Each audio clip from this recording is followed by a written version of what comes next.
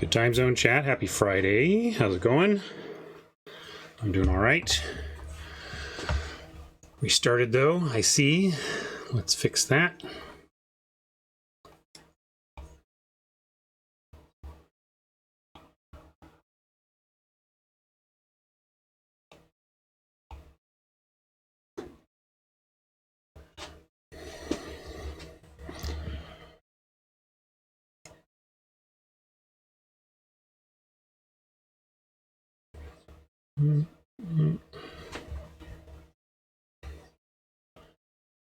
That'll do.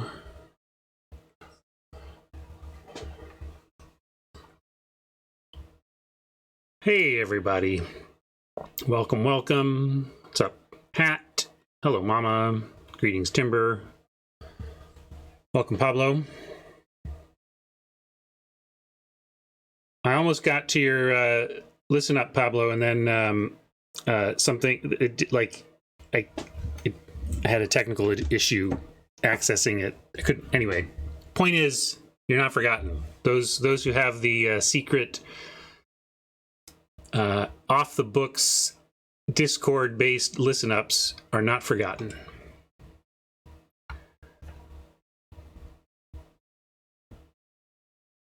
Well, it was. I tried to. It wasn't as simple as a link to Spotify. That's the thing. I had to search for the song, and I didn't get the right one going. So,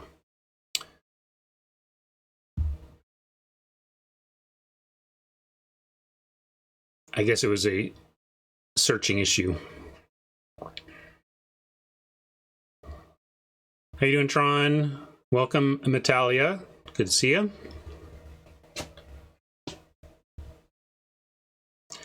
Yeah, Tron. I thought it was easily identifiable as Keith Moon, but very subdued and song appropriate. He's a little more classic Moon showmanship in the outro, but a good drummer needs to know when not to be the focus too, which is usually not the focus. Can't fill every time, or it's like. Just play lead guitar if that's what you need out of your performance.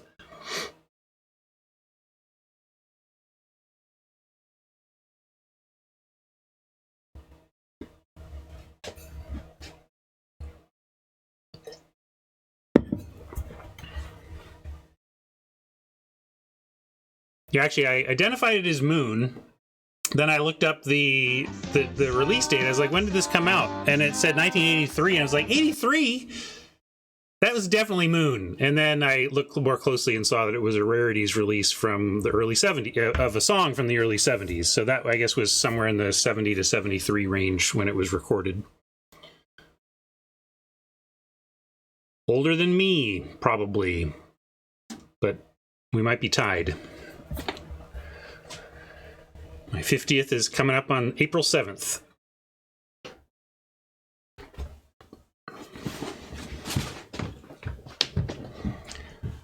Oh man, the Heaven's House Band question is always an interesting one. The answer is no great rock musician worth their salt made it to heaven. What are you talking about? No. It would be, you could get Bowie on vocals, although, boy, my all-time favorite vocalist is Ray Charles. He's not really rock, though. So if I'm making a rock band, I wouldn't front it with Ray Charles, but my favorite passed-on voice is Ray Charles.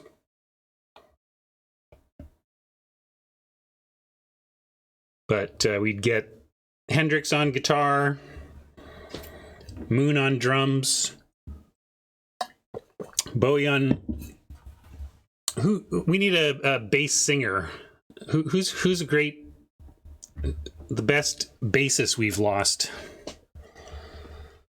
Who's the bassist of the Ramones? Although I don't know if being a Ramone makes you a great bassist. It makes you a great musician, great creator. Well, it's whatever band you want to put together. Entwistle's a good, solid choice, sure. Although I feel like I've, at that point, I've just made half the Who. Call them the what? And it's Hendrix, Entwistle, Moon, and Bowie.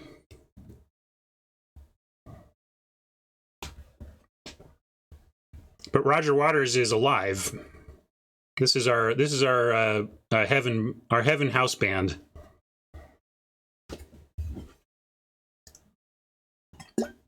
I mean, Flea's probably at death's door. That's a good guess.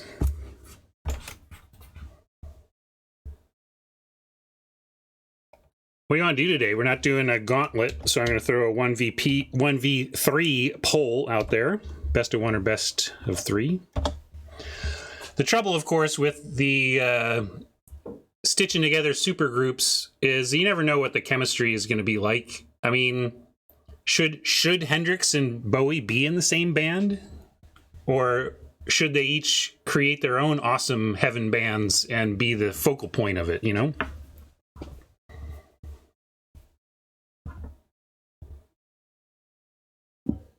No gauntlet. With my schedule change, availability, interest is different and availability is different. So we're just taking it week to week. If there's demand, we do it. And if not, no big deal. We do something else. Best of three winning today. All right. Even Tron's late vote would have piled on. Hey, Siriana, welcome. And hello, Hammer and Clover. Welcome, Gay.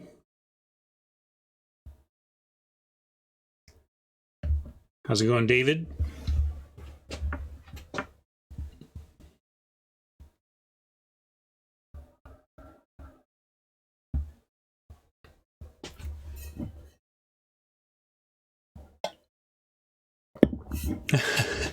Your vote was late because you wanted to make your Claypool vote. That's funny. I just showed Clara her first episode of South Park yesterday because some of their episodes are just kind of straightforward, classic, funny, sitcom-y stuff, and the Airsoft episode that recently released by South Park was just good fun. And +1 on Claypool above Flea. That's what made me think about it, because Primus/Claypool wrote the theme song to South Park.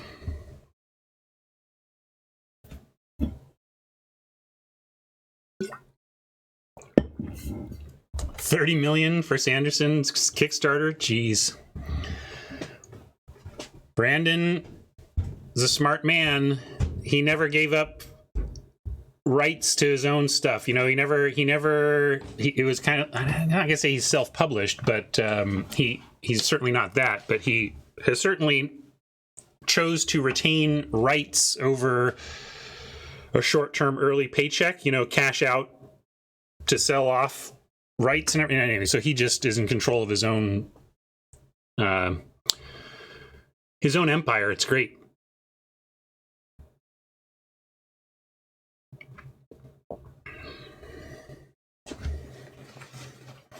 Oh, so this is his. I didn't know he did have his own pub. I mean, that's what you can do when you get $30 million Kickstarters. I suppose if you didn't have a publishing company, you could think about getting one going. Although maybe for $30 million, that's not enough. I don't know. Stuff is big businesses are expensive. All right. Well, we've got our voting. Haven't been blawed yet.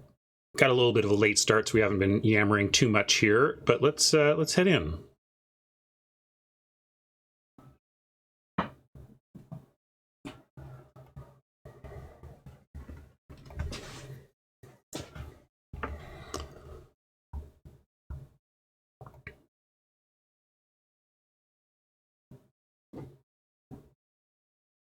Yeah, there's more arena economy news. I mean, man, the arena economy is disappointing to so many constructed players and is so great for limited players.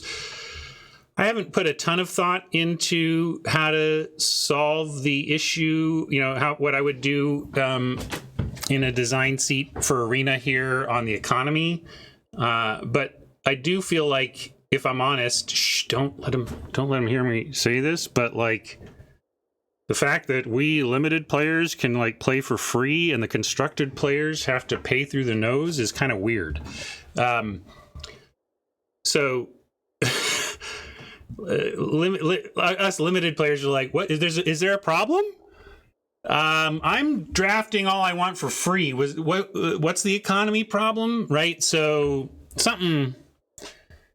But I care about constructed players. I want them to enjoy this too. If the constructed players all leave, then it's going to stop being free for us. But it's a tough challenge for Wizards. One thing I don't think people quite realize is that is where Arena is in terms of revenue for the company as a slice of that pie, and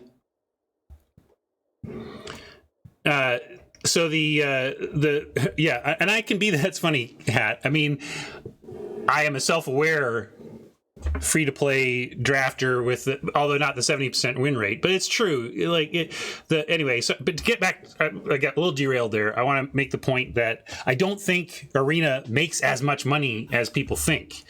So I think that one of the tough challenges of being an Arena boss right now is listening to your community and hearing that there are these real issues around card acquisition and a lot of frustrations and everything, but also understanding that it's not like on a relative scale within the company, you have this fire hose of cash and you're like, oh, well, let's just dial down the fire hose of cash a little bit and give it back to players and they'll be really happy. It's more like the company's already telling you, you're doing, this is guess. I don't have numbers, right? But I know from my time in there, from expectations, I just have enough experience in the company and awareness of expectations and sense of especially how paper is exploding, that Arena is just this tiny percentage of the Magic pie.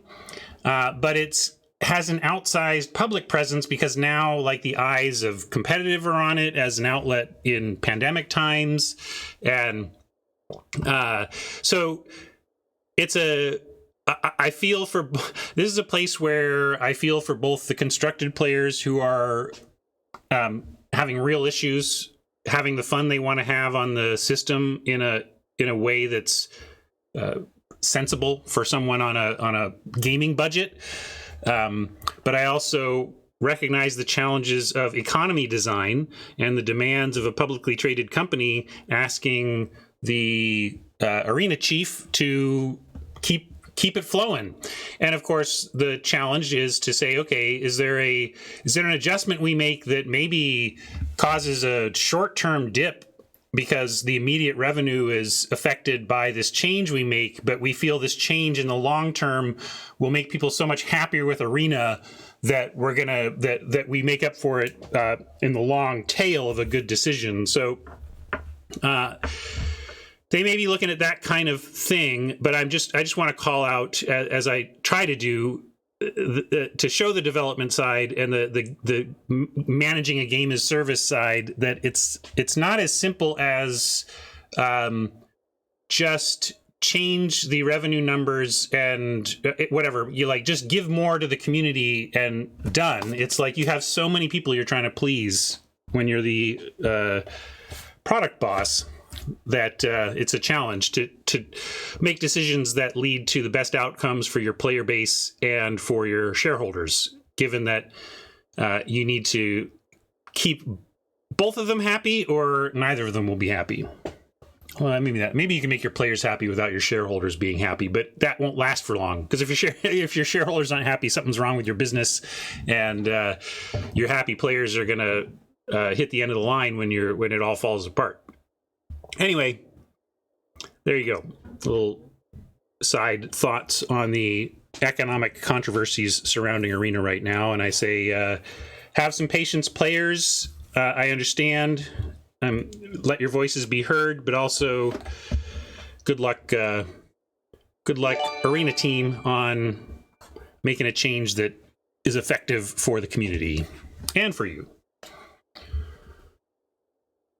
Oh yeah, like that's a thing that I would not have gotten right. By the way, first let me say welcome, Scotty Nada and Raiders. Thank you for the raid. Appreciate that. Good timing. We're just about to start a draft here, so we're going to kick that off momentarily. We're just talking Arena economy controversy and the disappointment a lot of constructed players are feeling in the Arena team for failing to meet their needs, and trying to show all sides of the issue at least, and show that it's not just heartless game managers squeezing you for all they can. It's game managers who love Magic and love their players trying to appease the shareholders while making players happy and generating revenue as your job entails, right? It's a tough juggling act, and I have a lot of empathy for those making the decisions and a lot of empathy for the players in pain. So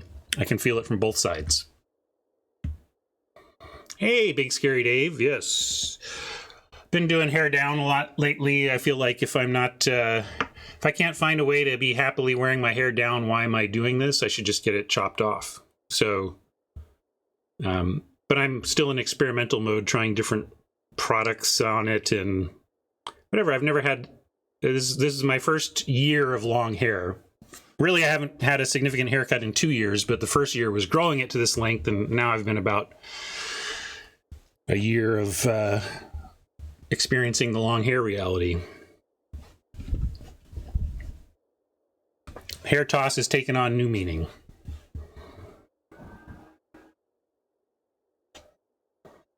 Yeah, I called it too. As the pandemic began, I was like, 2 years from now, guys with long hair is going to be a very common thing, because nobody's going to get a haircut, and then a bunch of guys are going to be like, I have long hair for the first time.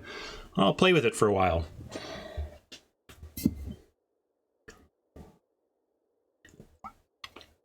Oh, but yeah, I was going to say, I'm the hate, the apparent strong community dislike for alchemy surprised me and surprises me, and I would have been wrong about it if I'd been making decisions in the building. I would have thought that rebalancing and creating some digital only designs would be Magic finally doing the stuff that other games get to do, and that people would be excited about it. And maybe it's the execution, but I think a lot of the designs are pretty cool. So I don't know. Yeah, it could be Vargan. Could just be like, I'm not allowed to like anything related to constructed on Arena right now because the economy is so frustrating for me.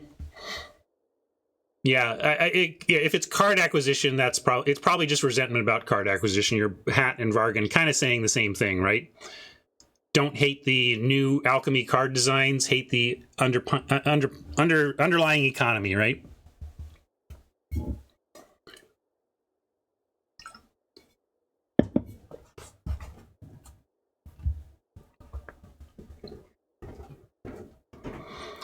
And that's where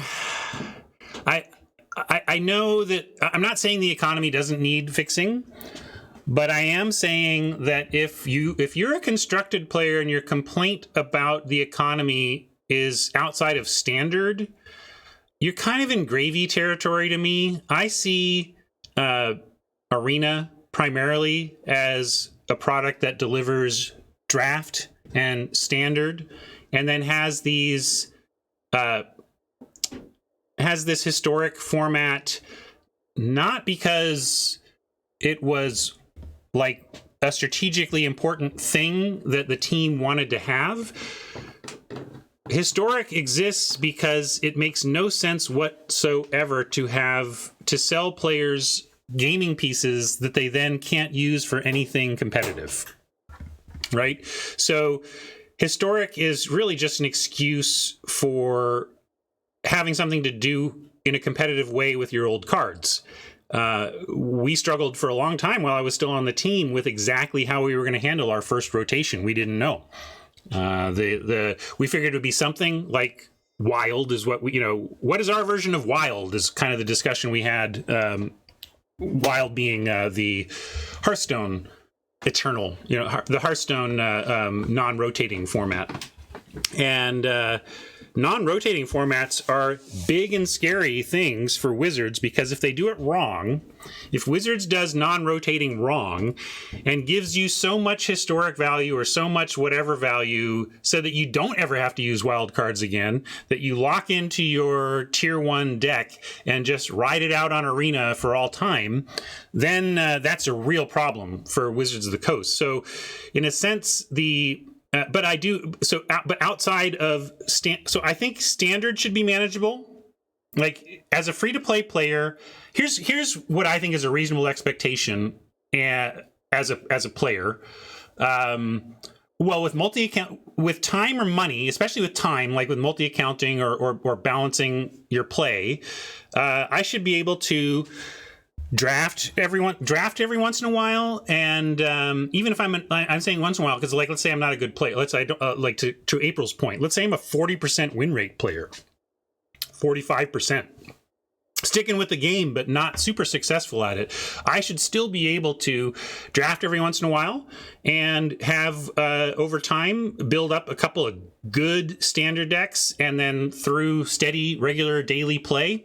After a year, I should be rotating it in the next set with the ability to move into a new deck, but like and this is all free to play. Like, I should be able to draft sometimes and build up towards a deck free to play.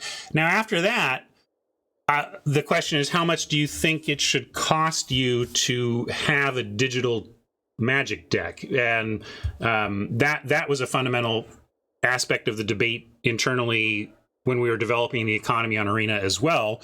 We were asking ourselves, what do we think a deck should cost? Let's say that we can reverse engineer the card acquisition model to have whatever cost we want it to have. So what do we think a tier 1 standard deck should cost? And of course, that you're talking about averages there, because the nature of Magic, especially in the older days when a lot of decks, like red deck wins type decks, would not have many rares at all. They would not have many rares or mythics in them at all, because the cards that tended to be good in them were common level spells, your lightning bolts, your incinerates, your just uncommon aggro 2-drop creatures, right? And you see recently that Wizards has actually started making a lot more monocolored support cards at competitive levels. If you look at the design of the last 5 years, monocolored rares and mythics have been really pushed, and I really believe that's to balance out the cost of decks a little more, and to make, frankly, budget decks less budget, or at least to make the budget decks can be budget, but to make mono aggro decks more expensive, frankly, right? To make the best version of that monocolored deck suddenly have 16 rares and 8 mythics in it, right? Then, and I'm getting to that because the cost of a deck, when we were looking at it, we were starting to assess this back. There was one deck in the meta that I think this was the BFZ meta, where there was fetching. Yeah, I think we still had dragons fetches, and then we could fetch stuff from BFZ. Is that right? And then, anyway, it was a time where there was one deck that was like a $650 standard deck, and then there was a red deck wins standard deck that was $100 standard deck, right? So it was tough to even agree on how much a paper standard deck costs, much less what it should cost on Arena. Anyway, I'm blying myself now. I hope you enjoy some sausage making insights, but I'll get to drafting now. But I just think that I'm trying to shed some light on the complexities of the issue, that there's really a lot going on, a lot of questions to be asked, and that Arena's maybe not as hand over fist money making as you think because of all the free to play angles, and so they've got some work to do to keep everybody happy here. And it sounds like from Friday that work is not done, or sorry, from yesterday, like the or whenever they did their announcement thing. So, all right, Jess Guy Black, there you go. That was probably it. I think that that's the era I'm talking about.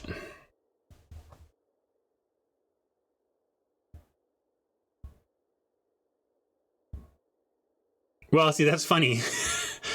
I mean, Mike says now $50 gets you wildcard for about half a deck, or it gets you Elden Ring, or Well, once you start making comparisons, I mean, I don't know,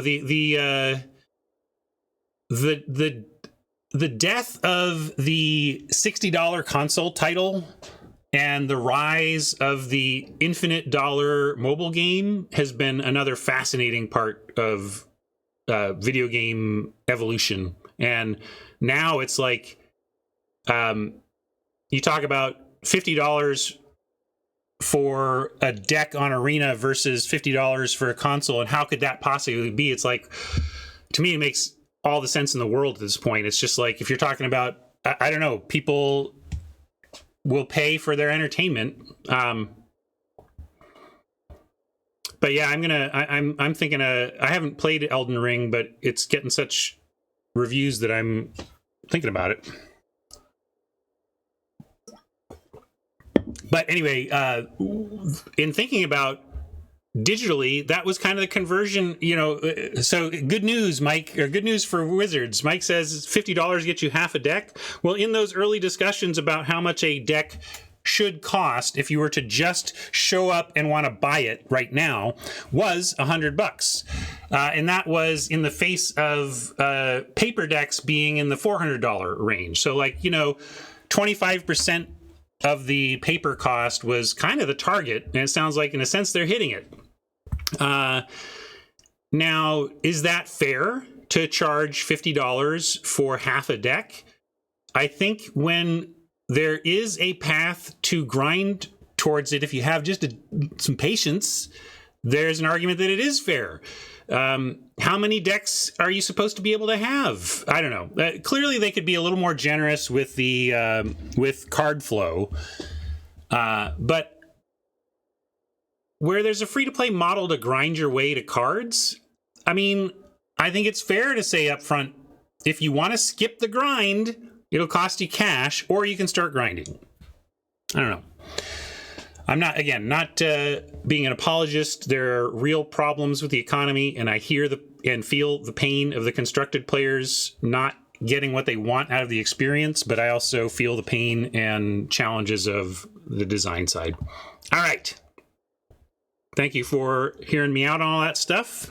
I know it's a hot button topic right now, but let's get going. We're going to do best of 3 today. Going to challenge my clock management skills, and maybe I'll lean aggro. I've been finding it hard. Well, let's just go. I've been ending up in ninjas a lot. I think it's just I'm valuing those cards more highly, but also I just feel like Ninja is the deck where if I get a weakish version of it, I still feel like I can make stuff happen. Oh, and by the way, here, let's get this draft going.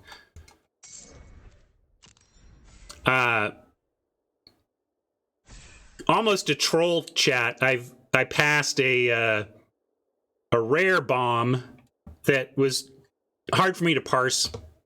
It was the I forget what the creature is named, but 2 and a blue for a 2/3 legend with the activated ability White X. Return a land to your hand and bring an enchantment or artifact with mana value X to the battlefield. And I've passed it twice on stream because we didn't have the white to splash and I didn't have the tools to splash. Probably in the times that I passed them, I was supposed to take it and see if I could find it, right? You hedge towards it to see if you can find it. Well, I drafted a deck finally where I did have the fixing, even it was already, and I picked it up in my ninja deck, and it was the most complicated, hard-fought, grindy 7-win draft event maybe I've ever participated in. No, I worked over all of my oppos. Yeah, it was very good, and really, I might share the 17 lands details of that one with you if you want to go watch some of the games, because they were crazy. I had at least 4 games where it looked like there was no way I could possibly win. Yeah, we're going to take Assassin's Ink, take the good black removal over the medium red rare. Prowler I like, Beetle I like, but this Assassin's Ink is great. So anyway, just to wrap up on it, it was crazy event, and basically the deck had Tameshi. Is that what we're saying the card is? The deck had Tameshi, and it had 3 suit ups, and the deck was all about Tameshi and suit ups. I went 7-win straight up on the back of this card and Tameshi. Beetle is a fair preference, Pablo. I still find the value of something like this to be hard to pass, especially instant speed. But speaking of suit up, like, I wouldn't hate taking this here, which is how I end up in black blue, though, right? It's just because I've been valuing. I think I did have a kunai, but no, actually I didn't. Not in that one. My big combo was the 1/1, the 1/1 flying artifact and the 1/1 dies +1/+1 counter creature. Yeah, sorry. This is not. This should be an early pick. What am I taking here, though? I'm going to take Samurai. I'm not going to marry blue-black this early. I think Samurai, and I like white-black, so I think this is a great card. So we'll take that. And somewhat rewarded, I could take an arrest here if we wanted to follow there. And I think that is fine, especially with the Samurai. What do you mean you suit up? You don't like winning Magic games, Black Clover? I love, here's my definite takeaway. Well, I think we'll take Imperial Oath here. Oh, sorry, just take Twisted Embrace.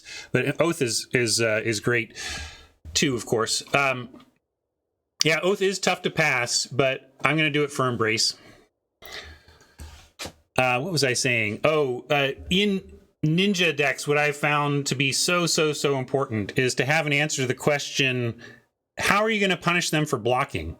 Ninjas inherently have the answer to how you're going to punish them for not blocking, and I have found the ninja decks that work great for me are the ones where I've really answered the question, how are you going to punish them for blocking? And boom, suit up is a great answer to that. And yeah, I don't mind an Oath. Also, a reason to take Oath is it gives us 3 of one color and 1 of another, giving us an off-ramp from black and solidifying us in white, which is really something I like to do at pick 4. It's a kind of this goes against my heuristic, but I did it because I thought the Embrace was worth it. But I wanted to call out that that my strong preference is to be a 3-1 split after 4 picks, as opposed to a 2-2 split. Flame, because then you can do something like, oh, well, this is pretty late for this. If we can do any kind of modification, maybe I'll hedge red, right? And now I don't feel that's as open a path to me because I feel more married to this plan. We could take this as playable, but what's the best card here? Maybe I need to just take Fang or Suit Up as the 2 best cards and Flame Discharge, and then decide. But I do like Suit Up. I mean, I like Fang with the white, and I like Suit Up with the black is the thing. Well, I guess I took Suit Up.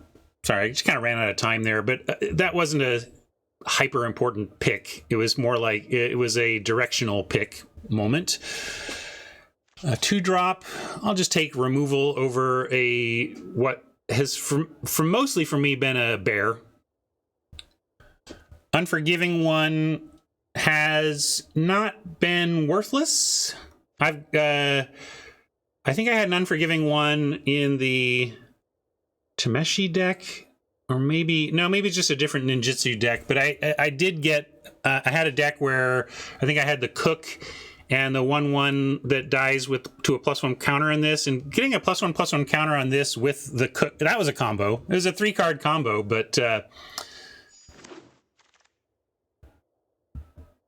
sacking the 1/1 to the Cook and then getting it back with the modified attacker was clever. Ambusher or... Okay, where are we going? Decision time. Ambusher kind of locks us into black. We should probably just do that. I like the Moth Rider Patrol. And, of course, another Suit Up, another Crab. Man, these Suit Ups are tough for me. Like, I just trophied with these being ridiculous. Like, there's so many tables I caused other people to flip. Like, nobody expects the 3rd Suit Up. When you blow somebody out for the 3rd turn in a row with a Suit Up, it is something else. Right, 3 is a lot of mana for a trick hat, but that's why it's so important to have the context for it, and that's why I like it in ninjas. When you're attacking in ninjas, you leave 3 mana up, and it's either for the Suit Up or for the ninjutsu, depending on which is open, right? You'd never play Suit Up if it was your only instant speed thing to do. But also, at the same time, because it's an attacking combat trick, it doesn't even matter that it's 3, because you attack, use it if necessary, and then your turn is done. And if you don't use it, spend your 3 mana on something else. Yeah, let's take a 2-drop. A lot of green here, worth noting, but we're not close to it, and I think we're gonna just stick to the black that we know we're taking, and then I'll take a Disciple here over Trespassers. Yeah, this is just a bear, but okay. I have found it, I think fine is a good way to put it, but I feel like we're closer to white-black than blue-black, so I stuck with that. And we'll take a Kunai here. We could take this for splash purposes, but Kunai's good enough. Especially where white-black wants the artifact enchantment mix, and the enchantments tend to be naturally occurring because you're taking sagas highly. So in a deck like this, I like to make sure we're picking up artifacts to support possible white-black shenanigans.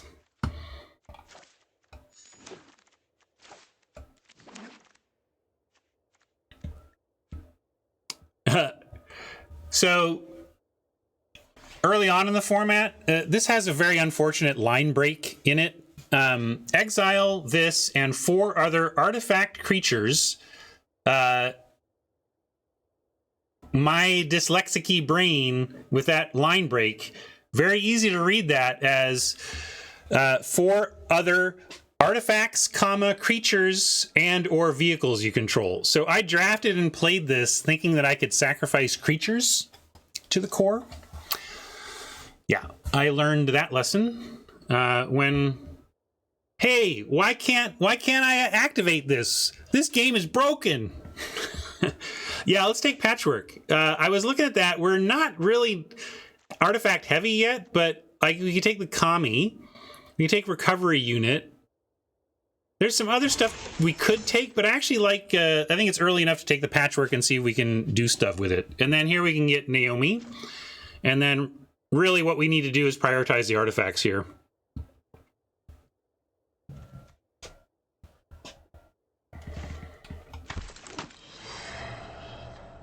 Gravelighter is nice. So, here's an artifact to prioritize, but we're not passing a companion. At least is one half of it, even though like I say, the enchantments tend to come easy, so I don't think this is not like some fist pump for the Naomi trigger. Really, it's artifacts that are going to be the issue. Yeah, if we can wheel that hot shot, we'd take that. Not everybody's interested in a 2-1 for 1 in white, so they could make it around, but not passing the good doggo. Here we go. I like a Leech Gauntlet for this deck over Katana or Befriending the Moths or Artificer. You Are Already Dead is an answer to the question in Ninjas of how do you punish blocking, but it's not nearly as good a way to punish the blocking as making your creature into a 4/5 and drawing a card. We'll take Gauntlet though.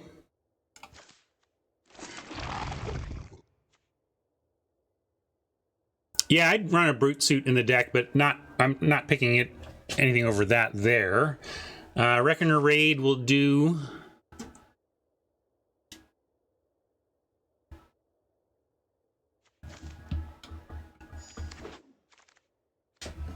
Another Inky Ink. There's a artifact creature, but not really the one I'm looking for. We'll take more removal.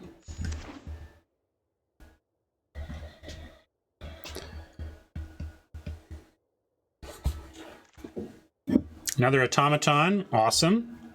Grab that over an ambusher.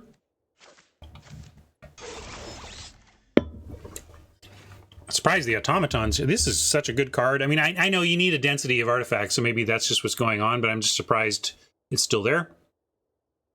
Gems or return to action. This probably doesn't make the cut. So we can take gems, I suppose.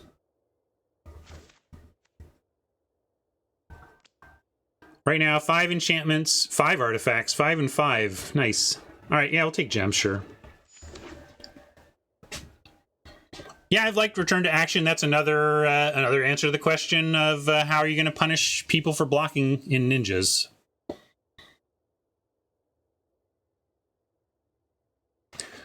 Well, the data says we need more of both, but I still agree, Pablo, that artifacts need to be prioritized more deliberately. Enchantments will come naturally because of what we prioritize in the set overall.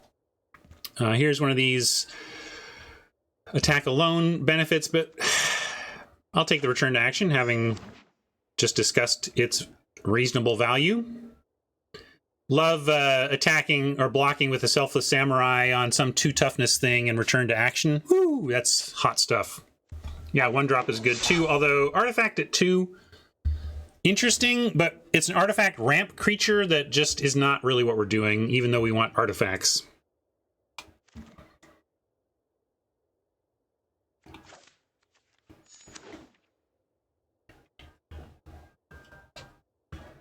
Yeah, technically, but it doesn't make it any more of an interesting pickup for me is the bottom line.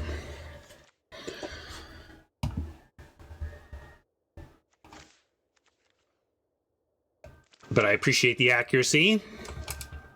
A little vault progress over a common we're never running.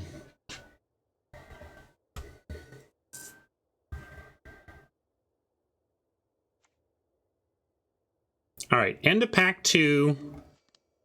Still at 5 and 5. Are there any that we're not happy with? Like anything that we're cutting?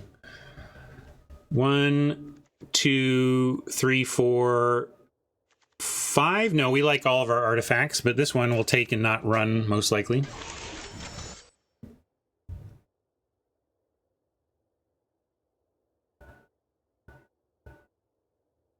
That's fair. Are you taking it though, Hat? Did you like it? I mean, does anybody actually like it over whatever I took? I don't think it was the right pick.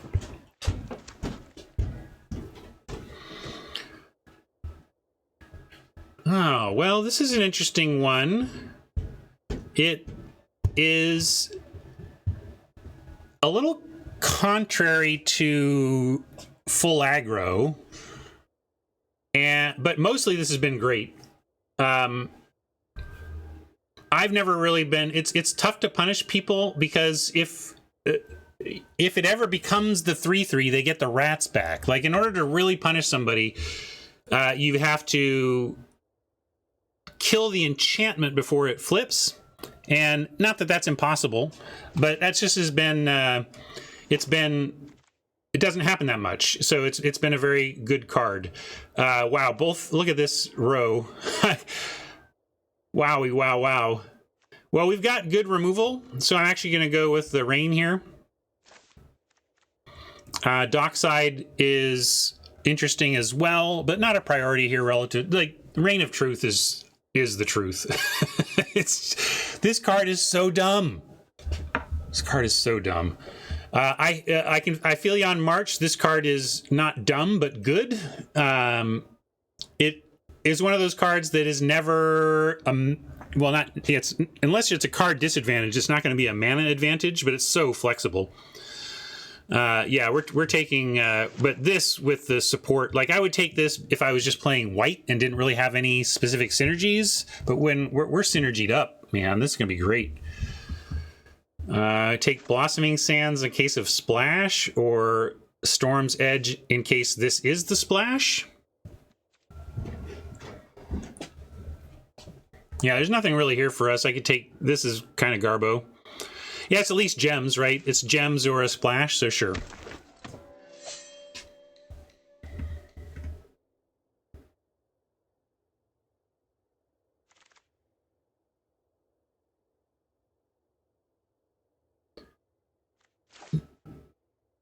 These aren't terrible. We'll take a suit for the artifact, though. It's an artifact, but it's not one I love. I guess Companion crews it. Ace does something. We'll take it, but this is pretty underwhelming, right? Because, I mean, well, this would be the alternative, but I really want to lean into the automatons and the Naomi. And on that front, we'll take a fall.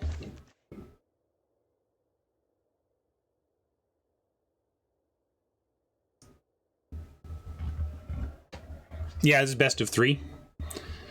So we got to keep that in mind. This is a good reminder for me. I tend to draft with a best of 1 mindset.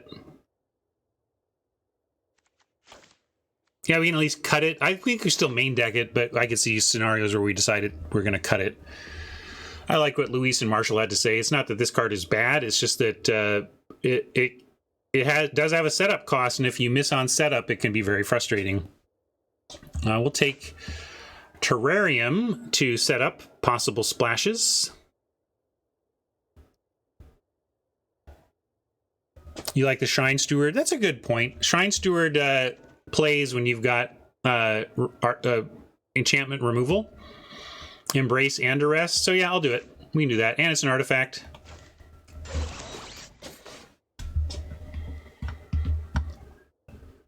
I'll take another suit, but I doubt I'm playing 2. That Naturalist is a shame. Their lane not taken. That's another good point, Mike. It's an artifact that gets an enchantment. So you complete both sides of the puzzle. Another chance at this thing. I guess best of 3 will take Repel.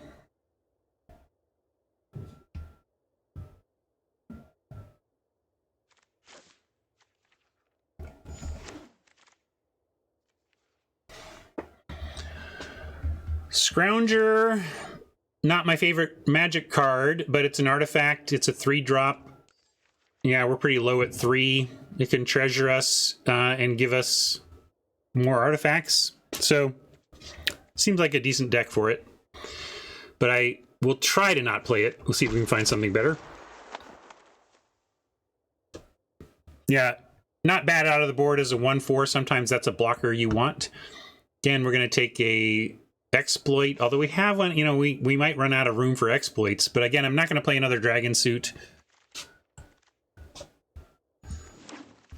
Hey Gar, I spoke to it at fairly lengthy time this morning, so you can check the VOD, but the elevator response is that I see the challenges, I see the pain on the player side, the challenges on the Wizards side, and hope that they can find something that works better for everybody. I'm going to grab this over another return and we'll see.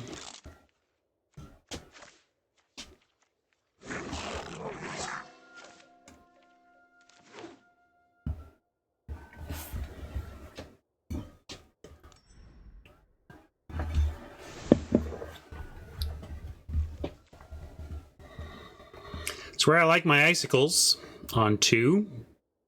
Only 3 cuts. Let's work this from the cut angle instead of the, because I'm also probably doing, no, it's best of 3, so we don't have hand smoothing.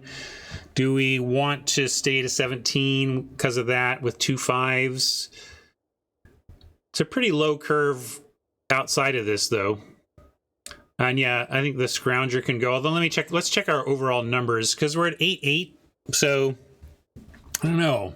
Maybe I want to keep it just as, although 7 is still a lot.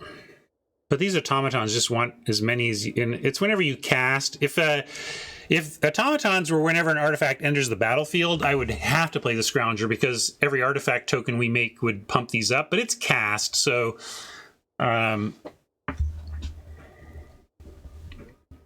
yeah, that's what I'm looking at, Arstall. Oh, I didn't know there's a default land announcement. Somebody buried the lead on me. Yay, default lands! I think that was my, as a happy free to play, do whatever I want drafter. That was about my number one thing. Just let me choose my default lands. Yeah, let's look at overall numbers too. At 13, I think I like that idea of cutting an exploit. We are going to get some stuff modified in this deck, so this is going to be a -3/-3 sometimes. Yeah, we could also cut ace. So let's go to 16. At least I think we can do 16. And then I think ace is a good cut because it's the creature, at least one of our least important creatures. We've got 12 after that cut plus tribute 13 and fall as 14 and raid as 15 and truth as 16. So once the sagas flip, we will our creature count gets in the more normalized range. And that leaves us able to, yeah, even cut the Scrounger if we want. Although, now let's put it to a vote. Arstall likes Scrounger. Any other, well, let's see. Any other candidates? Let's see, what are my candidates? Scrounger, exploit, one of the exploits. Cutting an exploit, like we still have a ninja, an exploit, an embrace, 2 Assassin's Ink, and an arrest. Like our interaction is excellent without an exploit. We even have return to action, which we could cut, and fall. Yeah, this is all making me just want to cut an exploit. I think I just decided. Our interaction is great, so let's give up one of our exploits.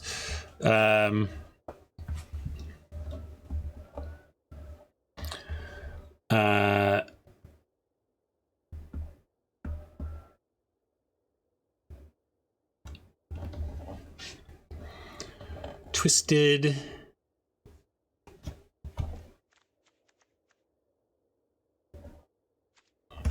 I'll call it Twisted Sister. And we'll put Naomi as our box.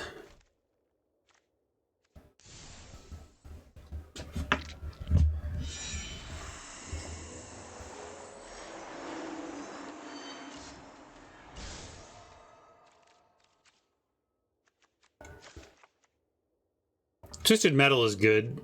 Yeah, I'll do that. And we even call it Twisted Metal Black.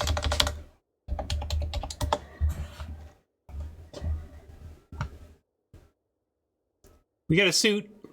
It's a vehicle. I don't know about car, but yeah, the Twisted Metal franchise was my favorite franchise of all time until Burnout surpassed it. So I think you can see how to tickle my fancy. That's true. Let's check pips. I was just going to say, are we really happy about 8/8? We do have a Moth Rider to hit, a Companion and a Samurai we'd like to hit on too. The black pips get heavier around here, but I don't... I guess... Yeah, we're never casting Return to Action. Did it actually accidentally cut it again? Oh yeah, here it is. So Return to Action isn't really a 2. Really, there's only, given a patrol and a raid equaling out the ones, there's only one more turn 2 black card than there are turn 2 white cards. So I think we're 8/8. I should re-engage with Twisted Metaltron. I would love it. I can practically feel the, you know, all right, I'm going to take the motorcycle dude and do the hard 180s. Wow, that was my favorite move with in Twisted Metal was playing the Reaper character, Death on a motorcycle, and someone's chasing on the motorcycle and pulling a quick 180 and firing at your pursuer was my favorite move in that game.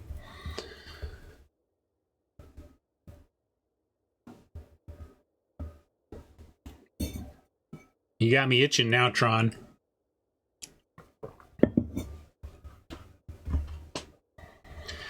All right, I like this though.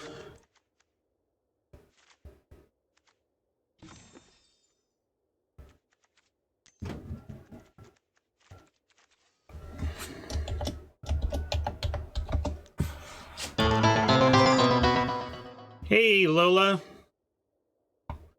Luca and friends showing up. Thanks for the raid. We're just about to add some lands and go here. Let's go with these Avons this time. Pretty good. How are you? Did you have a good stream? Yeah, we can look at the deck one more second. Get into this view and show you what's going on before we dive in. We've got an 8/8 artifact enchantment split with Naomi. And we got great removal, 2 inks, a Twisted Embrace, Arrest, Lethal Exploit, and Kunai. And some interaction with Return to Action. Lean into the automatons. Anyway, I like the deck. Let's see how it goes. Let's see what you all think. I'll do my usual par poll here. If we were to play this event out with this deck 1,000,000 times, what would our average win count be? They're a little light, right? They're you know, you love automatons in a 15+ artifact deck, and that's certainly not where we're at. But they're also 2 drops with Ward that really, if we can play 1 other artifact, they're fine. And if we can play 2, they become good. And then after and beyond that, they just get to the great level.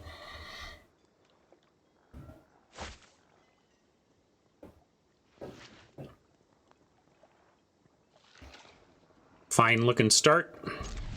Got Companion on 2, if nothing else. That's why I'm very clear, Arstal, when I say this is a poll on if we were to play this event out with this deck 1,000,000 times, what would our average win count be? And then why is there 7? Because we're freaking hilarious, that's why.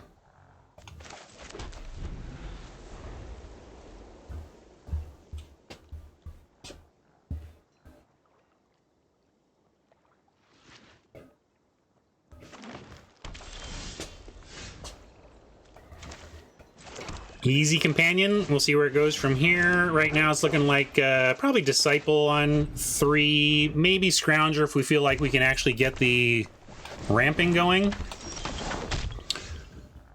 Although without active aggro happening and having picked up the Tribute,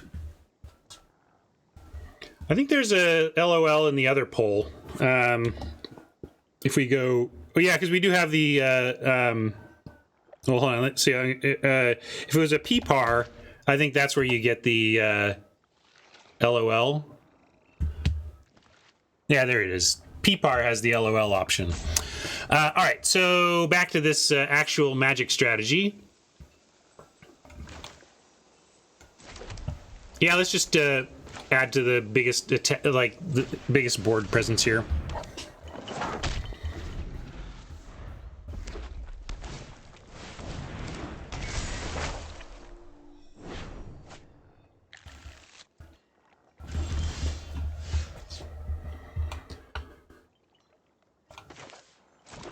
And yeah, I do like that 2 spell. We'll just exploit the bearer, get in for 3, and drop a tribute.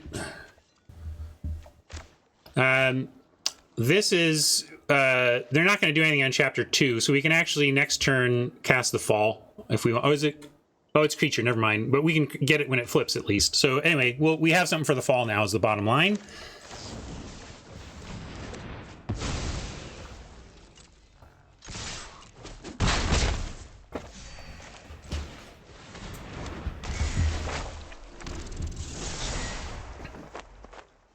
This is a weird card. It temporarily says you're no longer aggro. Well, you know, unless Oppo wants to attack with the rats. Oh, wow! Mwah.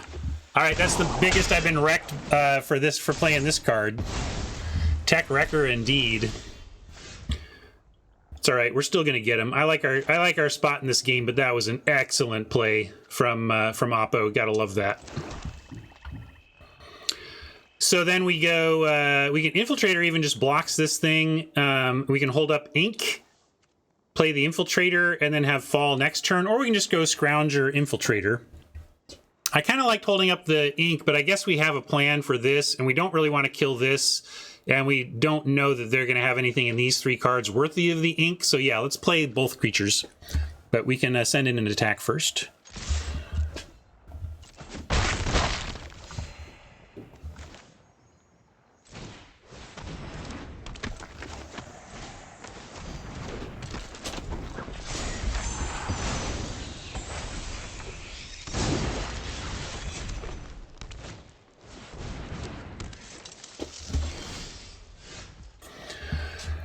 All good. The only thing we can't attack with here is the companion. Probably leave the Scrounger back to make a token here. Since it has an easy block. I guess the Tech Wrecker, if I don't... Well, maybe the only attack I have is with the Infiltrator unless I kill the Tech Wrecker. Actually, no, that doesn't work either. Anyway, we're going to start here. I know we're killing the 6/6. Let's start there. And... this is where I don't even know if it's worth inking. I mean, we can create a treasure token. If I attack, what am I could play the planes and make a treasure token and then have a threatening attack, but even that doesn't threaten to get through this. So I'm going to just make... oh, it was exiled. It's like, wait, I can't make a token. Never mind. Exiled. Got it. Not that that was a hugely important part of the turn. It was just me trying to optimize all of the levers I had. So no big deal that we're not making a token, but it does change my questions on using the ink and attacking. Because now we could take out the reach and actually get in with 3, which I think is worth it.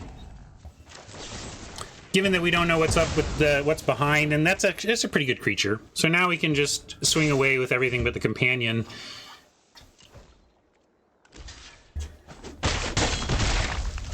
And I'm going to sandbag the land for now. Don't know if we have any rummaging. I'm just kind of heuristicing that without a good reason.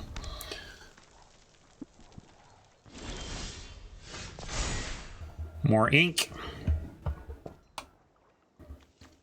Why do we care? What are you worried about? Why do we care about blocking at all?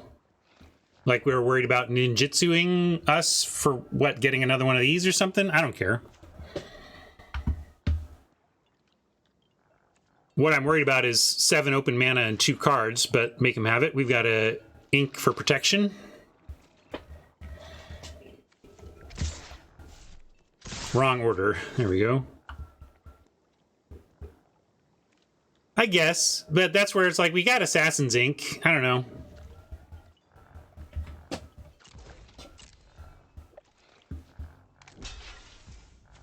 That's a rare, right? Yeah, land pre would give me ink plus pump, which is fair. I just am not even thinking I was going to pump. But I guess we make him have it, right? There's nothing else to do, and we can still... yeah, but then we can't leave the ink up. That's why I should have played the land if I was going to do that. I just wasn't thinking I was going to pump, but then...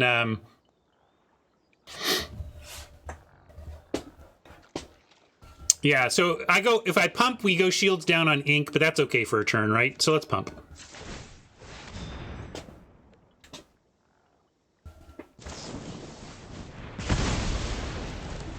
So that's one of those spots where it's like, Oppo might be going, ha, got him! And we were like, yeah, we actually kind of figured you had that, but we decided it was the right play anyway to make you have it, right? I'm still going to hold the land... Now, why am I holding the land? I'm not disguising anything.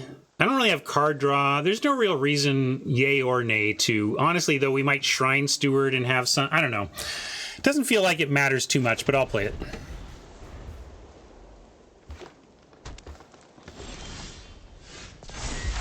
Oh, it's this utterly ridiculous card.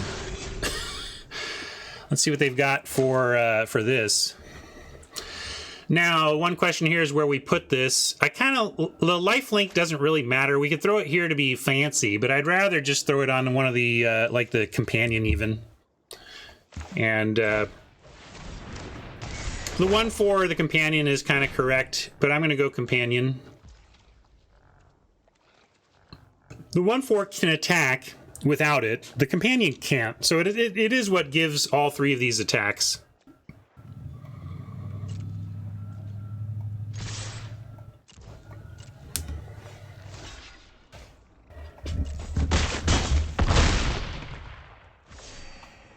You like ink before block? I'm just going to hold. I like our position. I'm going to save this for real problems.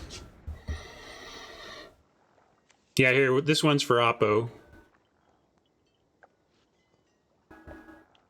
Oh, wait, I'm not even in the right scene.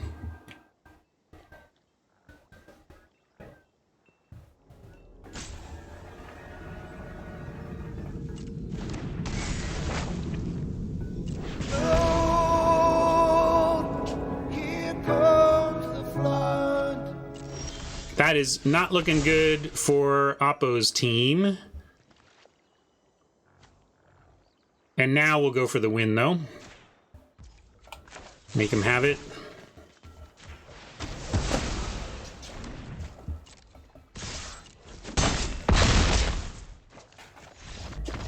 Showed him one more piece of removal.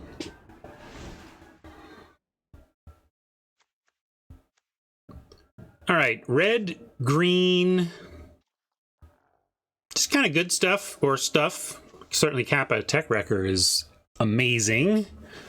Surge does its work. Let's see. Against green, repel the vial, and there's a lot of enchantments. Yeah, I think we can bring in repel. Over what? Maybe over the other exploit. Oh, thanks. Well, that's why I was thinking it might be a removal upgrade, like over the exploit. I don't necessarily want to cut a creature for it. Yeah, maybe we just don't need it. It is nice to have some enchantment play, right? It can target and get rid of an enchantment. That's one reason I was considering it. It gives us another angle of defense.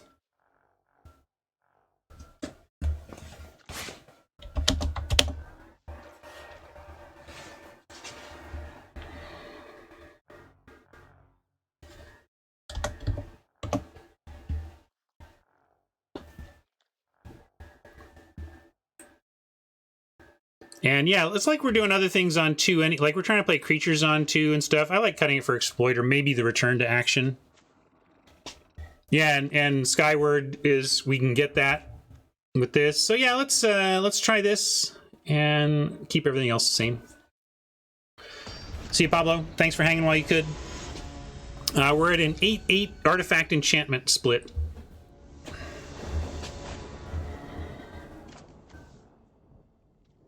Ah, so close to a good hand. Change the plains to a swamp and another plains to literally anything else, and it would be perfect. But can we keep? I'm going to say Patchwork on 2 with nothing else to support it and missing a color for the raid, which is going to get worse and worse. I think we got to mulligan this. Yeah, automatons do not need very much to be good. They need a lot to be amazeballs, and they're not that in this deck. But are they good? Oh yeah, they're good. They're legit good. You only need to cast 1 artifact, and you're pretty happy with this. Cast 2, and you're very happy. Cast 3, and you feel like you're doing broken things. But yes, in this case, we probably just drop this because we're going patrol into Samurai or Ambusher, right? So this is not something we need right now. But that being said, I agree with that as the drop.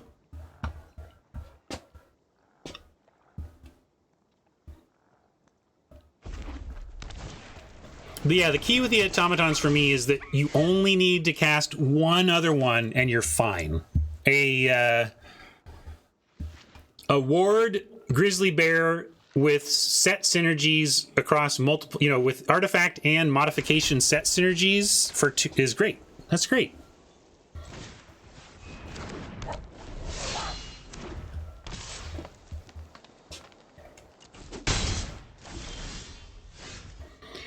To that end, we could just ninjutsu this in now, but I like samurai first.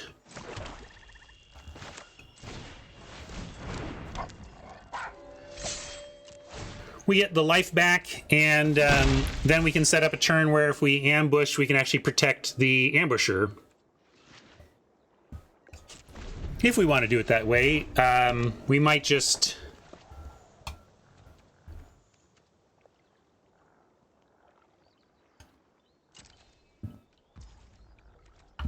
let's see. Let's get a new meme here. How about... All right, everyone. Still going. Nothing outlasts the Energizer.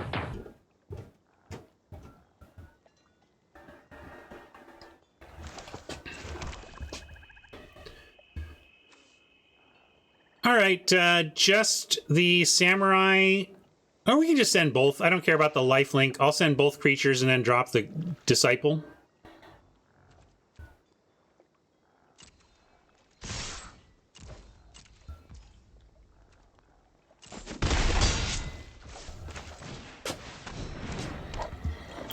True curve out feels nice.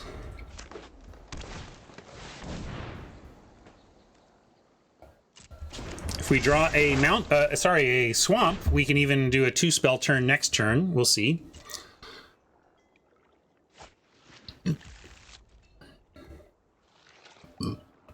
Well, a 2-play turn. I don't know if this even counts as a spell if you're just ninjutsuing it in. Hello, that's an option too. You can just twist up an embrace, but we'll save that here. I don't like using twisted embrace when we have good action without it. I will play the planes and looking to ambush the this thing here.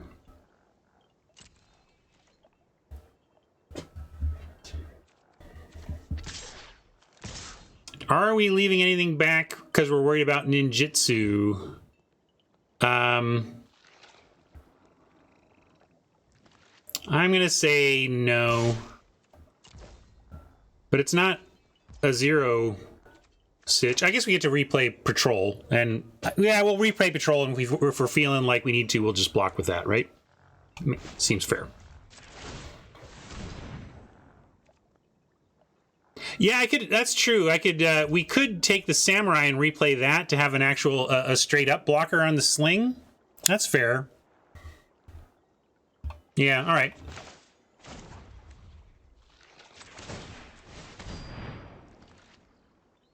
It's a little less damage, but I like the better blocker.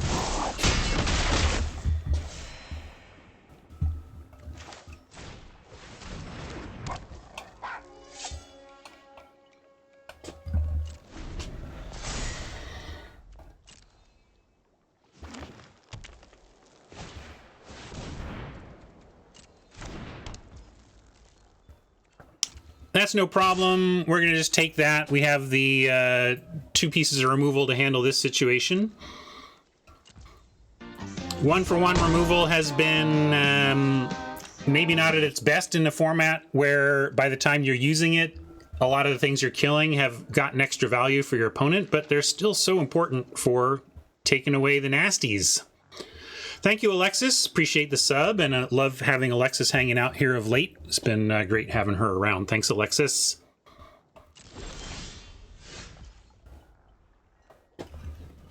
All right, so now we can't double spell too much black, so I like using all of our mana here. And let's go ahead and make our disciple a little big. I guess we could really spread it out. Again, we don't really care about our life total, so upping our life link by a little bit doesn't matter that much. I'm going to go embrace on the flyer and spread it out. It makes it patrol less less tasty for ninjutsuing, but I think they're close enough to dead that that doesn't really matter either.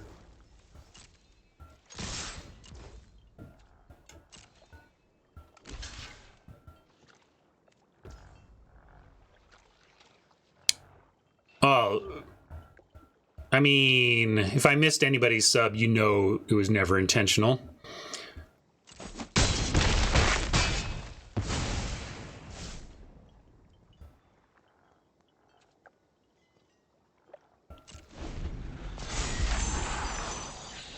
I value every sub I get, whether I'm aware of it or not. Shrine Steward is going to be too little too late. I mean, heck, both of these things are too little too late, unless they get a one, you know, something. I mean, we just attack with both and don't cast another spell and still win. So, yay us. We did it.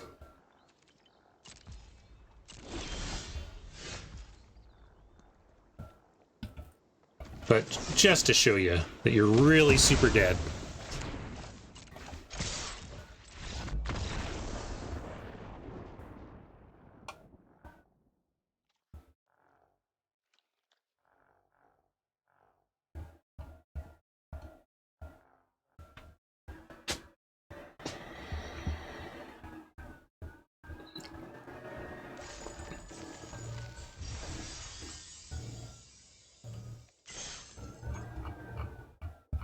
All right, good start. Back to it.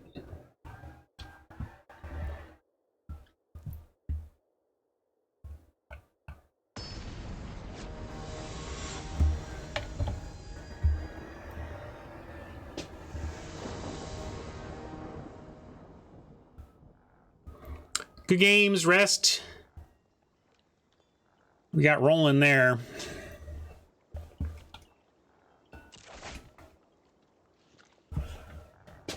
We can keep this, no white yet, but we have Automaton on 2 into Gauntlet on 3, and any land into Scrounger on 3 or 4. So we have stuff to do even if we don't find our white right away. Yeah, we played a flood meme for you. Here, I'm going to play it again now that you're here. This is what we played for you. Actually, I'll play the OG one. Let me get the OG flood. Now that you're here. Where is it?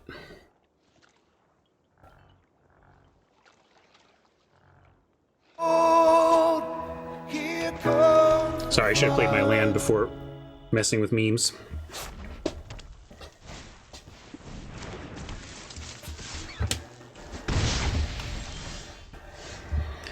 Hey now. Oh yeah.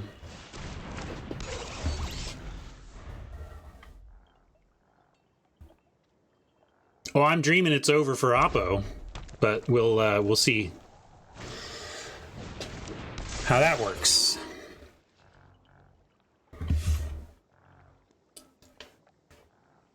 Suit up and go. I love it, Oppo.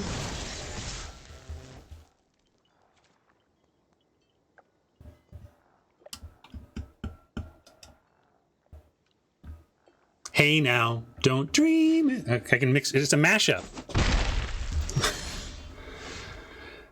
Well, let's do Automaton number 2. And hope to catch up with Oppo here. I'm going to attack because I'm certainly not planning to block.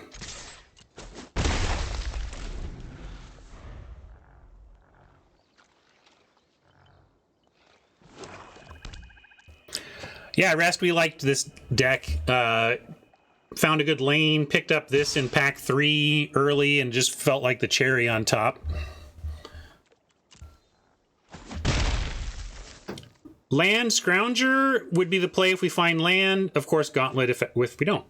If we find a Plains, we can talk. Maybe it's Dragonfly suit at that point. Max the mana, play a land. All right, they got one of our automatons.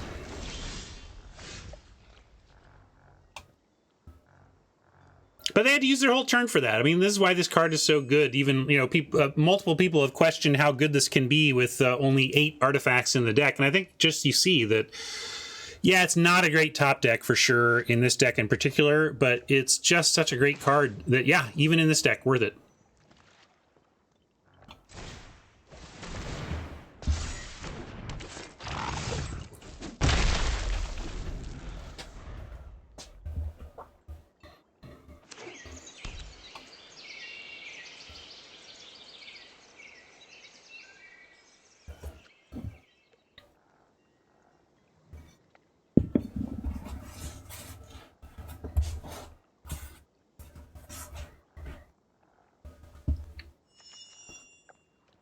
I mean, I wonder if there's any eternal constructed worthiness to this. Is this showing up in any kind of non-rotating format in 100% artifact decks?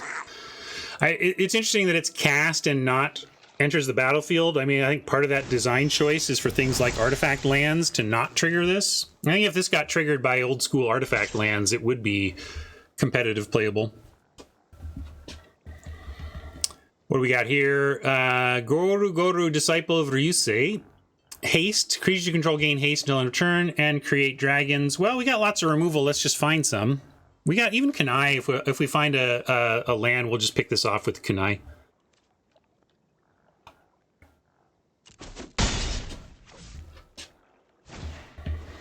And...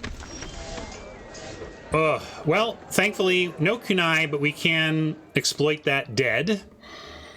I could attack and bait out a potential double block. I think I'm attacking anyway. Yeah, well, we're gonna kill. I'm just trying to figure out if it's even, because if we kill now, we can't really attack unless, or else we show Oppo that they have a double block.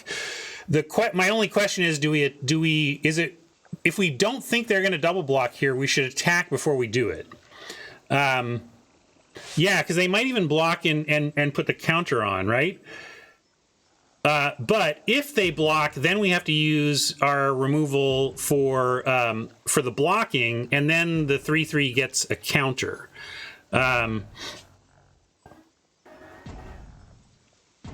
So...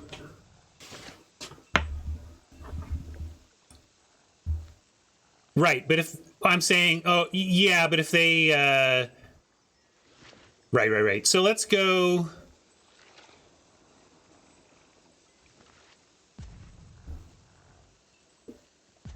Yeah, let's just send the leech. This is fine. Because I can also just accept the trade here. Like, if they want to double block the leech, that's a trade I can work with. But this is good too. If they're just going to chump, wow, interesting that they're not even perfect. This ends up being great. I mean, it's not guaranteed they go for their rare. Yeah, they're just going to make their chef a little more tough. But we gave him a chance.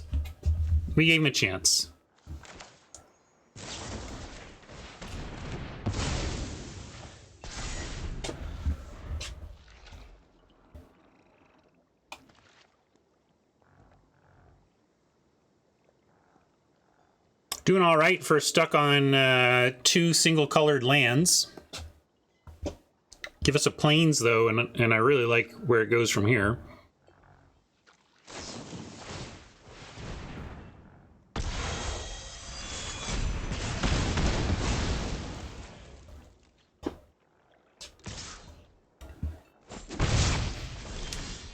Ugh.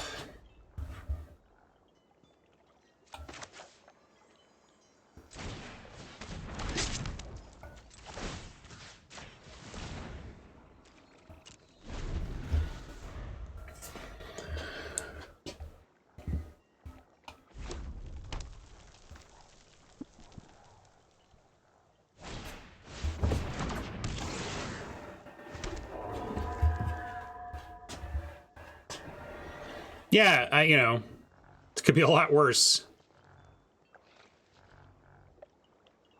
Where are we going? To Neverland. Neverland. Neverland. Oh, but Neverland.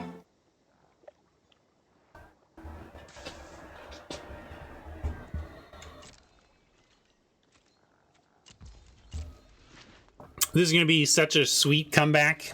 Not finding our third land drop till turn whatever. We are 13 cards deep on 2 lands.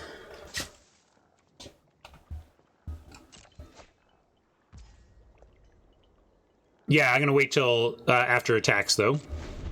Oh, sorry. I got distracted by chat. Sorry, Mike. I thought we were on their turn already. My bad. Again, this is where streaming is just different than playing solo at home. At solo at home, I would have had a better sense of where I was at in the turn sequencing. And these are the mistakes that can happen in the streaming life.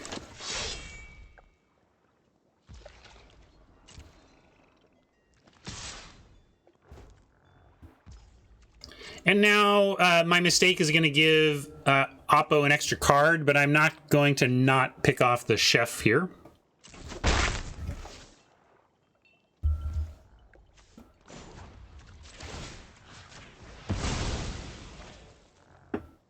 Don't compound my mistake by being stubborn about showing it, you know?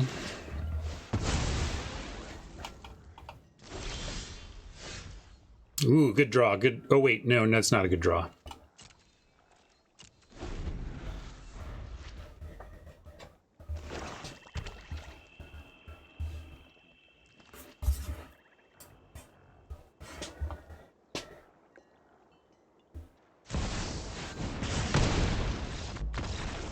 All right.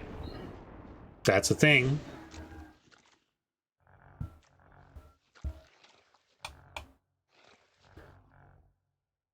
That was barely a game of Magic, but not bad on our part for our circumstances.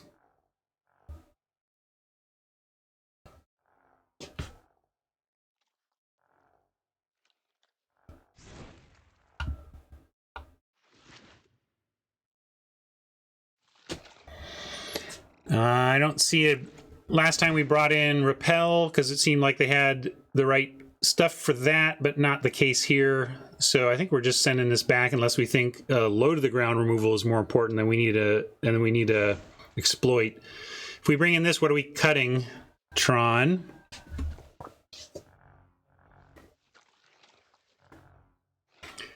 Seems I can't cut an Embrace though. That's my issue. I think it's just still too good. I'd rather cut like a Moth Rider Patrol as being kind of whatever. I have maybe Fall is a good reason. Let's see. They showed us this yeah, I like that call. Let's cut the Fall and add the Exploit. That seems correct. And we should remember that for future sideboarding with this deck, that second Exploit for Fall is good against low down decks.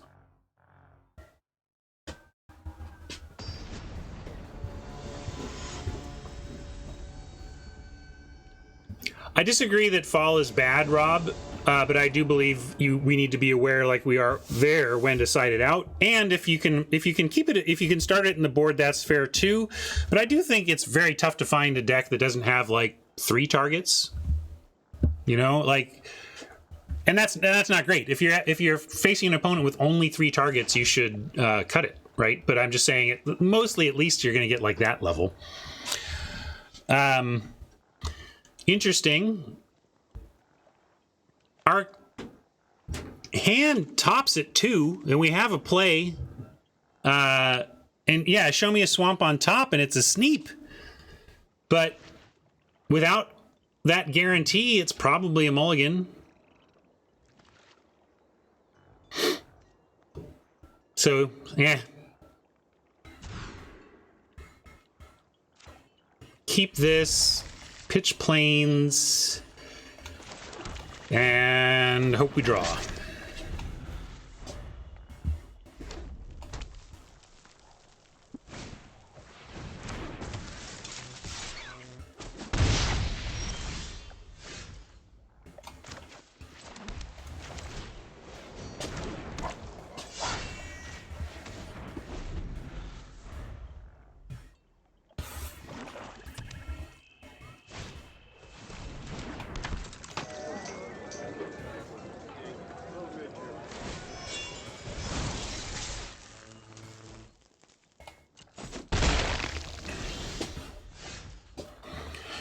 Well, they invested a lot for something we can just pick off, but I'm just going to go Golden-tailed Disciple here. It blocks the chef as well. I'm not worried about the chef yet. It's not going to do any card drawing yet, and the Disciple can block it even with the battery, so... And then I can... we can still do Samurai Kunai next turn if we want. Yeah, not if they make it a 4 toughness, but I'm fine if they do that too. If they want to move all in on a dockside chef, I think that's fine. Because now what do they do? Are they going to attack? Are they going to erase the lifelink? Or are they going to sit there with a 3/4 while we fly over? Like, either way seems fine. And here we get now Tribute.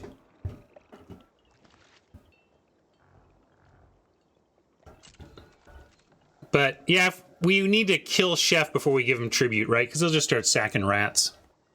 So, for now... and to that end, I should have played Samurai pre, but too late. Then I guess the question is, do I attack with this at all? Because I could also hold to have the 3 activation. Let's do that. I'm going to say no attacks, Samurai, and then hold activation.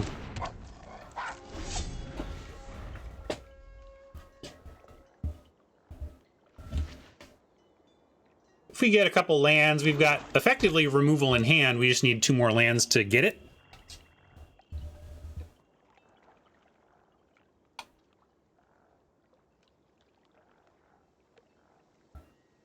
And right, if their whole plan is to leave the chef suited up, that's also pretty fine. And they can't really play 3 toughness here, or we can pick it off. If they're going to do that, of course, we will at least make our Disciple a life-linking indestructible blocker.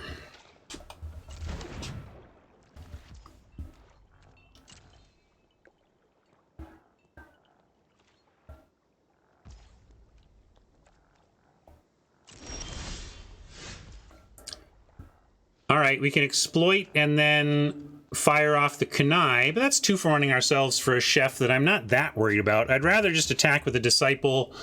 They can't really block the Disciple anyway with the threat of the Moth Rider Patrol. They might, though, assuming that they would get... They're like, we can take that 2 for 1, right? The Disciple plus the Kunai, and then we surprise him with the exploit. So I'm going to at least try that.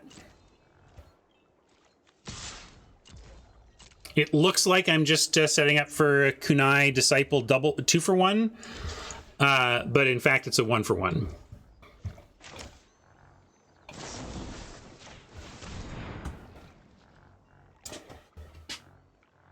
They have open mana though. Let's see how it goes.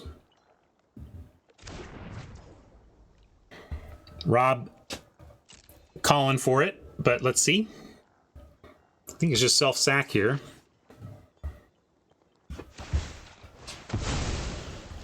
Yeah. Changes the value of the play a little bit, but still a good one. And we still have the patrol ready.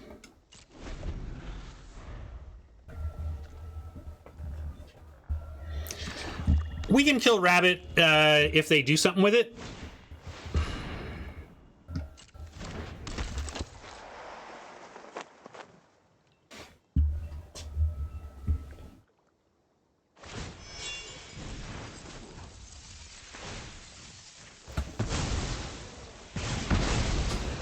Now we'll kill Rabbit.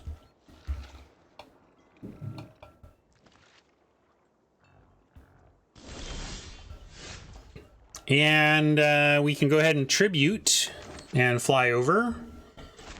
Hope they're out of action for dealing with our rats before we get them back. At least with an enchantment, black, red, not likely to do anything about this before we get this flipped. It's only a tribute.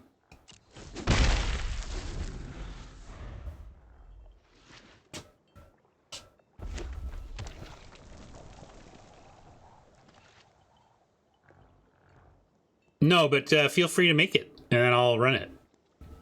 If you want to get into the meme-making action. or you just kind of leave the idea out there and hope that one of the meme creators around here loves it more than you do even.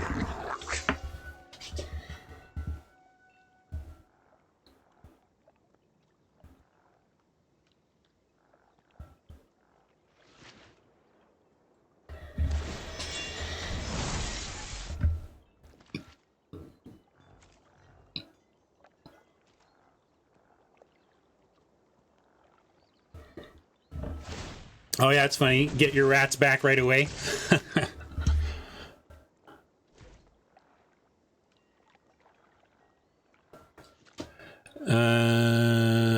Yeah, that is just a successful attack.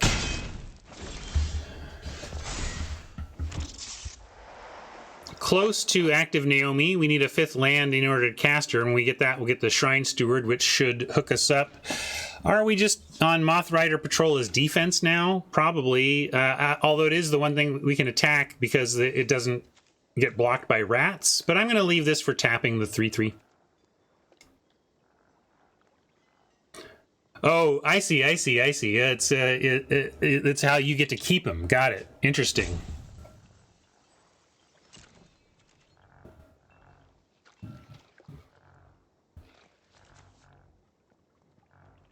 Yeah. I mean, nothing else to do, right? We hope that there isn't a second modification.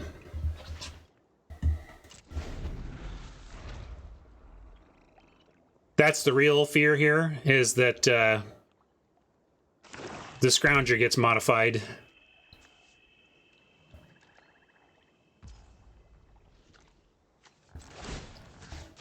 All right, that's good. So far, no mod. All right, looks clear.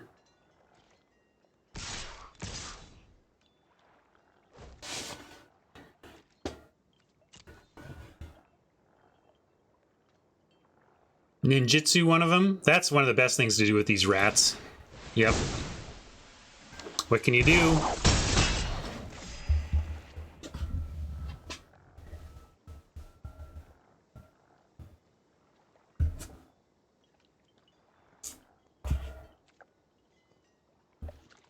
It's a good design because it's got flaws, you know? It's a sweat.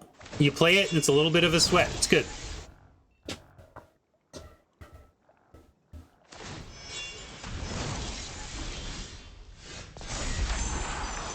Well, we're about to gain some life. We gained some life there as well. It's an attack trigger, right? Yeah, so we got to attack because we really want this, and I'm going to go ahead and eat a rat for Echo. We could even send the Disciple to make sure we get... Well, let's draw. I mean, that's why we're going to draw a card here, and I'm going to go get some life, get us above 10.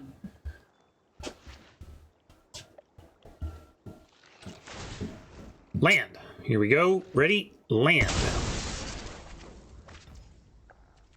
All right.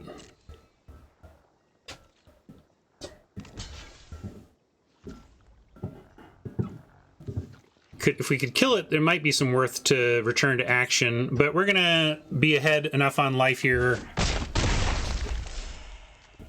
or above 10 enough on life that I think we'll be okay for a turn. Although, if we get knocked down to 10, we gotta be careful. Oh, that's right, sorry, I forgot.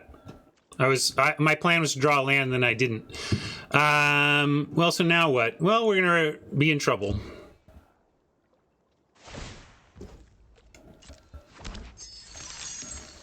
My bad.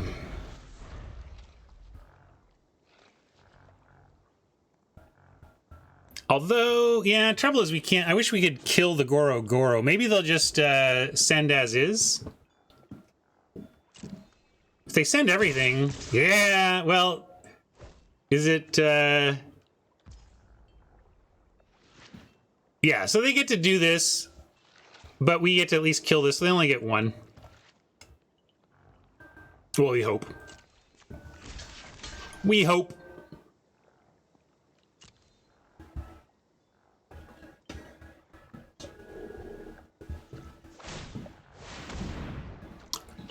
Killing Goro before... Why didn't I kill Goro before attacks?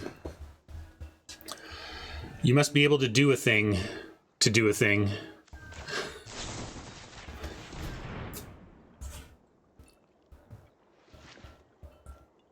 No worries, Chaos. We've all been there. And we are blown out. Wow, Oppo really did it all there. Good job, buddy.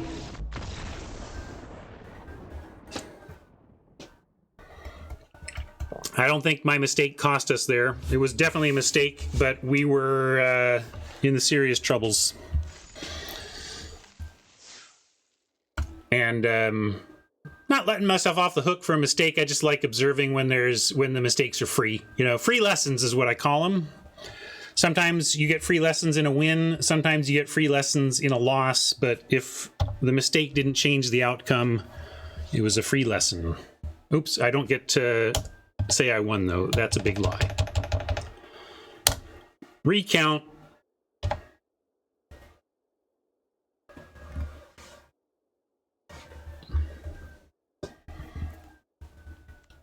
That match was stolen from me. I really won it, if you think about it.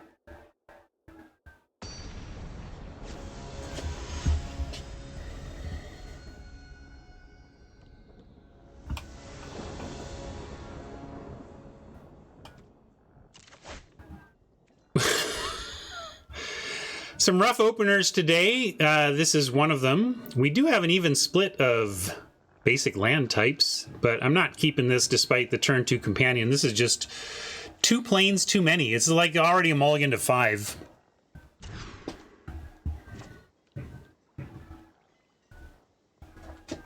This is a nice keep.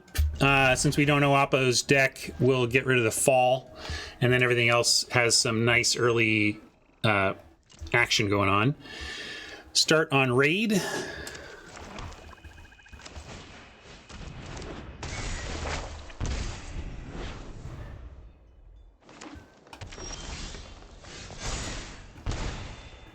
Land, not the worst to see. I'm going to start on Samurai for better attacks on turn 3.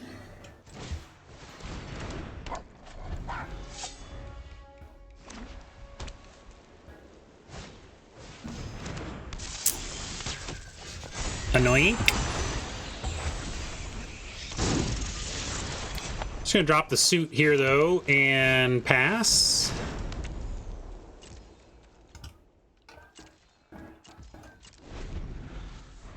I think I'd trade suit for the archer. We'll probably make that offer. Oh yeah, suit's got menace. Never mind. That's good. I forgot that road captain has an ability besides menace on itself. Literally never had road captain out with a vehicle at the same time. Literally never. I don't even think of this as a vehicle card.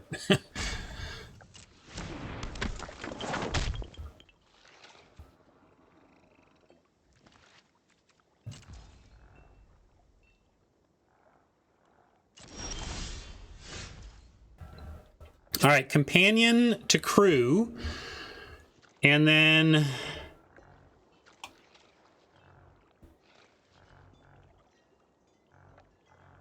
I think I like companion to crew, send raid captain. Well, I guess we don't want that dead though, huh? We could also crew and kunai a 3/3. Yeah. How do we get in for 5 though? I don't see that part.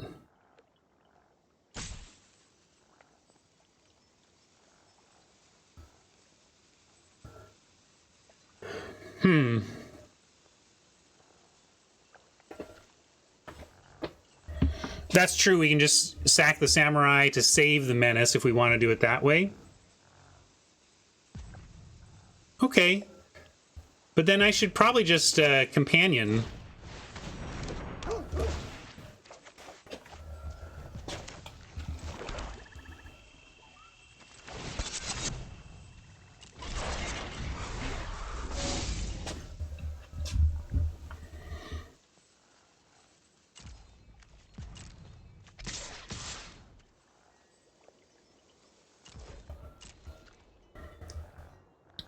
Hey, Charmy, how you doing?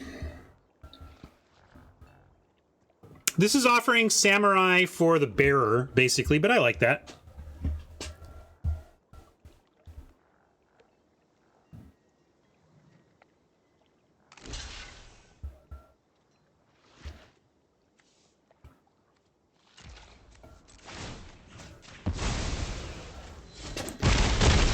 Puts him in a tough spot from here with all the menace for sure.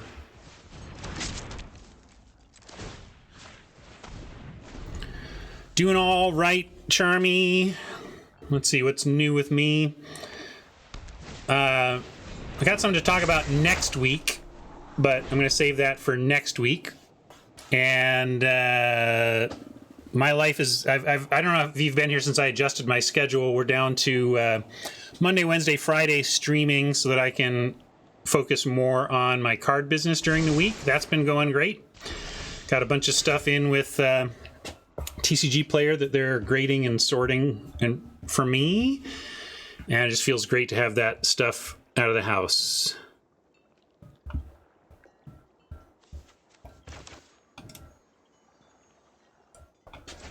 Announcing announcements is hardly a WotC original, but yes. You got to build the hype. All right, let's send in the suit. No need to ninja anything here.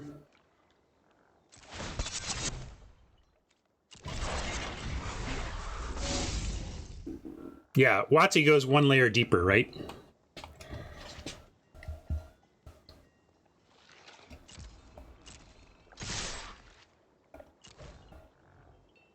Could be destroyed. Yeah, I was gonna say we might get some damage dealt to attacker. That looked incredible, but was really a 2 for 2. We can work with that. Still got 2 pieces of removal here. Just need a little action off the top.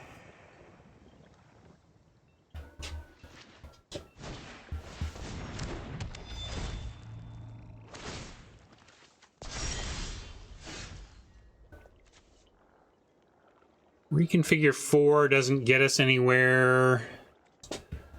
I'm going to just pick this off with the kunai and drop gauntlet.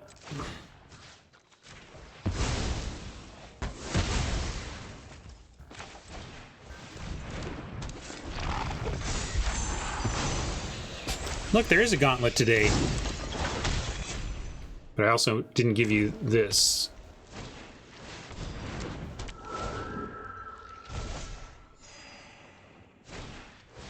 My name is Doug. I have just met you, and I love you. Squirrel!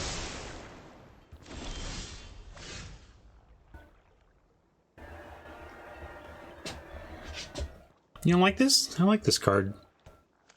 Lifelink bear with upside. Let's arrest the Kami, I guess. Oh, sorry, I missed your joke. I'm there now.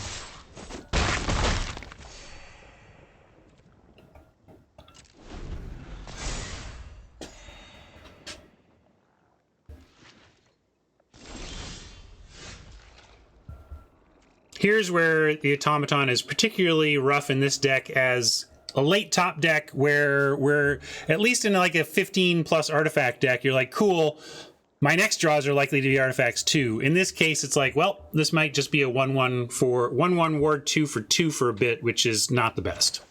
But if Oppo's not doing anything, could also be worse.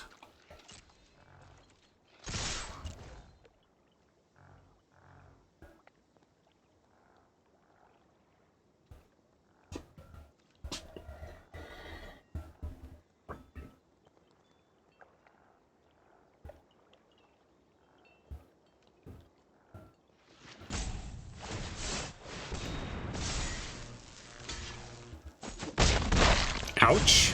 That is definitely worse. I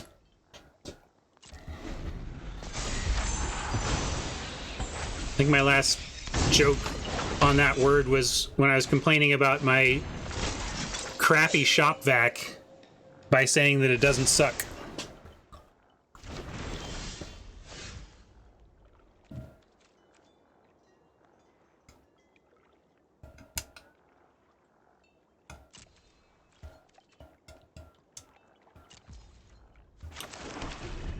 We dead. This is gonna be over right quick here with the flooding. We're at 26. We're just gonna take some smack in here, but without really an Imperial Oath of our own. We had a chance at one and passed it. I think I took hard removal, like I took ink over it, or maybe a Twisted Embrace. And actually, with how the draft ended up, I would trade one of my pieces of hard removal for an Imperial Oath, but at the time I was valuing the removal more. But now we're let's see, can we take another 3, 4, 5, 6, 7, 8, 9, 10, 11? We can take 11 and be at 4, find Naomi and have some number of blockers. I am just going to scoop it up.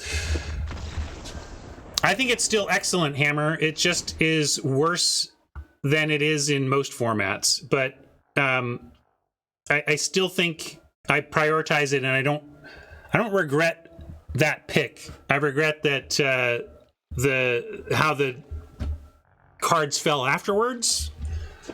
But I'm generally going to take a Twisted Embrace still over an Oath early.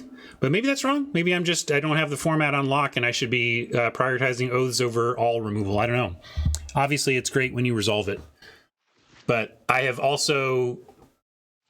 I mean, I'm going to be... Like, Twisted Embrace has been a big part of my wins so far, too, right?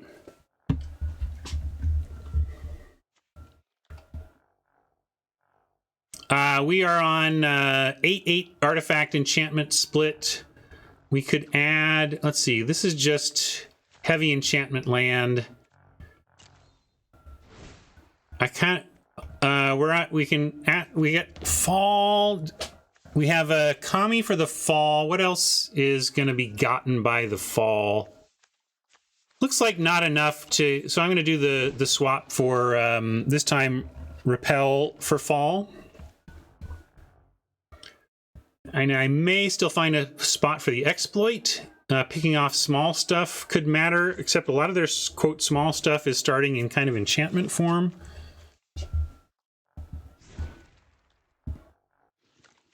You like taking out the exploit? I definitely like taking out the fall here, so my only question now is whether we bring an exploit for something else, or more artifacts, or even, you know, we could add to our artifact count with a suit or a weapon. But neither of those seem quality enough.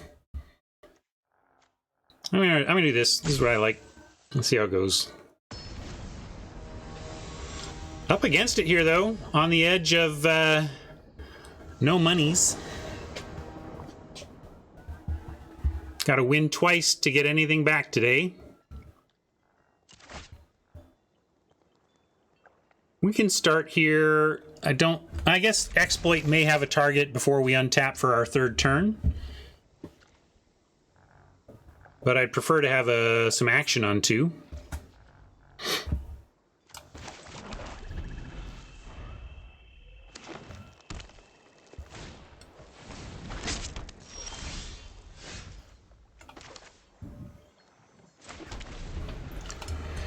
Well, it's no 3 samurai or anything. When what you're drawing is removal, yeah. 5 mana, 2 for 1, in which it's like if I said, I mean, just think of it if you said you had a 5 mana 3/2 that drew premium removal when you cast it, you'd be like, yeah, I'll play that. Gotta love Oppo playing a 3 toughness 2-drop with our lethal exploit. Not so freaking lethal. That's really frustrating, honestly. That's the most frustrated I've been all day, is just that I can't kill this thing with my 2-drop removal. Everything else has been whatever. Yeah, and we can't even play this unless we want to just let them attack and kill it for 1 counter. So we're really... can kill it in combat. Not currently.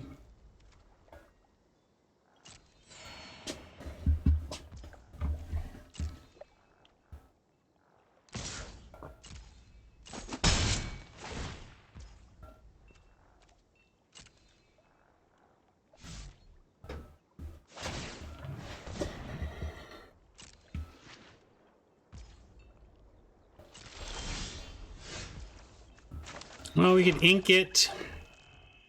If I play Ambusher, we're priced into blocking it. We can't let it go past us, or it just kills it for the cost of a counter. What are our other options? We can ink it. I guess that's better than trying to do it with creatures here.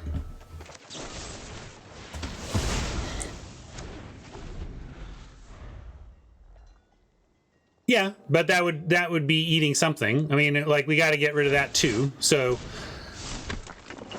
having one of our creatures eat the kunai is not worthless. Now, though, we can go Scrounger Exploit. Don't even need to use the exploit yet, but I'm going to start here. Oh, Scrounger's an artifact, and Oppo had a tech wrecker with a 1/3 Death Touch with a removed Death Touch counter to destroy an artifact. So we have no blocks against a tech wrecker with an artifact creature. Yeah, that's what I'm considering. We had the play, right? So they're stuck. So we definitely want to kill that mana source.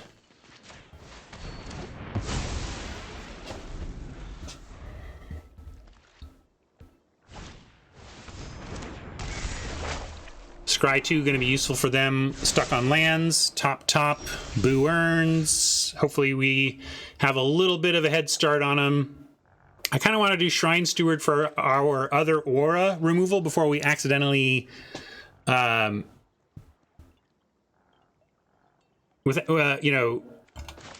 before we accidentally draw it, right? Ambusher, you want to just... You want to ninjutsu this in? I don't know.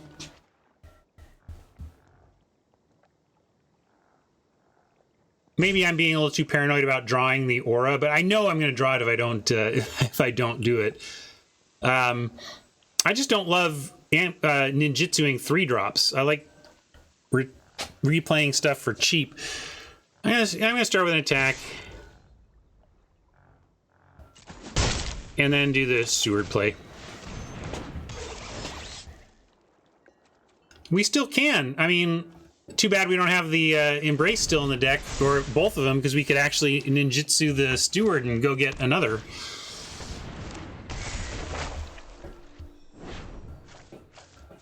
Oppo's spinning wheels enough that maybe we can get there, but they're at 22. It's quite a long way to go here. Yeah, nothing to get with the Steward, or I would consider ninjutsuing it, but we'll do it now. Because we can ninjutsu and Gauntlet and Kunai. Or we can replay the Scrounger.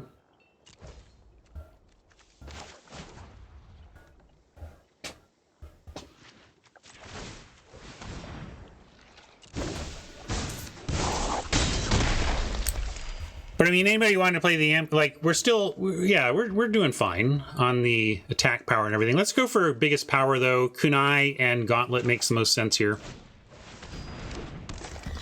Add a lot of power, and if they come up with a... I mean, this is going to become a creature. This is not a creature yet. Let's see what else they can add besides the 2/2. That's going to be the big question here. Prancer. We draw a land, though. We can still do it all.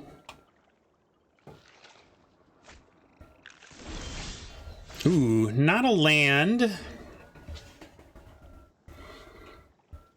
But let's embrace the lifelinker, kill the Prancer and attack. And then we can repel the enchantment creature. And potentially arrest as well. Also, we can, wait, maybe we just arrest. I could arrest and kill the Enlightenment. We could do that. Actually, that gets more damage in right now. Not too much more.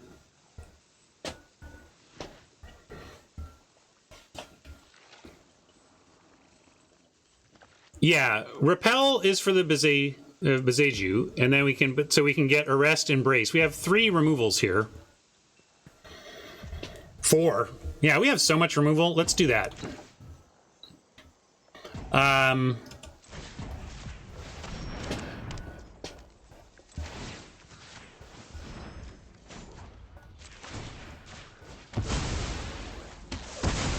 Can't get in for 8, can only get in for 6, because something has to tap for the Kunai, but I still like the play.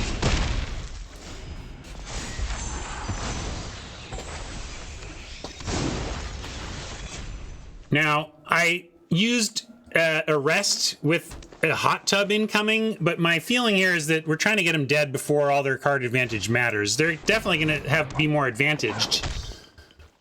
We're just trying to make it not matter.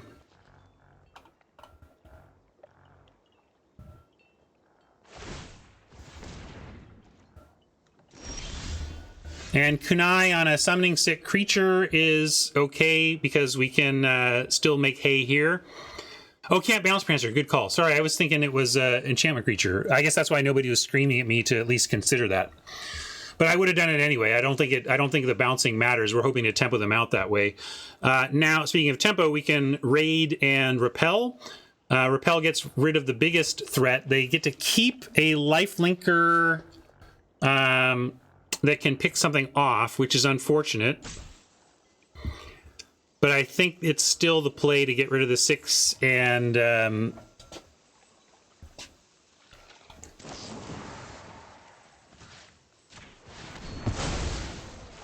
especially before a hot tub bounces it, right? Not that they would. I'm not sure you'd remove your 6/6 to start that loop all over again.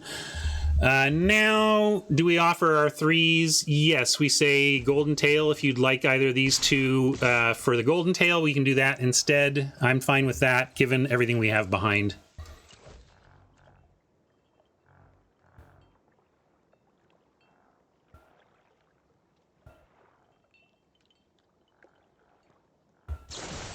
Ooh. Less great, less great. But one more card known about. And we are whittling them down here.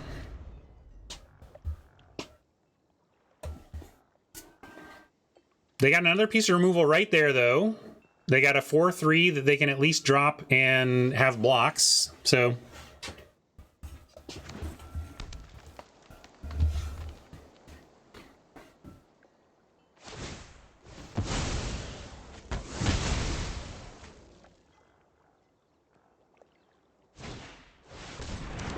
what does bouncing the fox do, though? Do they have to?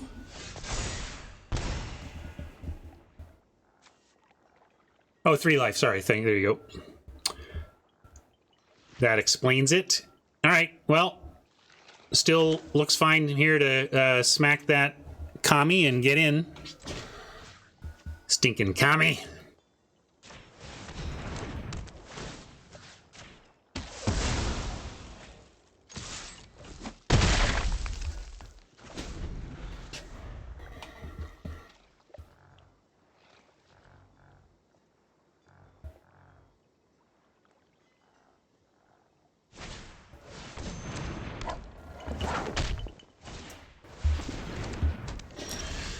Boy,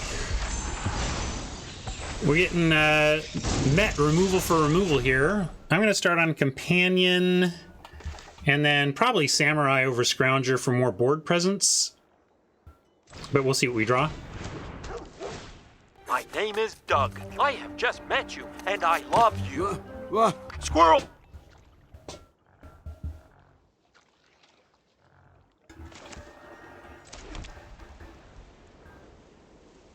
Samurai doesn't have great attacks into the Disciple, but has 2 power. Scrounger can attack into a 2/3, but only has 1 power. This is more mana. I'm going to play Samurai. It also protects things better. We might need to protect this Road Captain to lock up the win more than anything. Scary, though. 3 cards. Okay, one of them is a land. That's... okay, that's good, but they can't attack and get anything back here.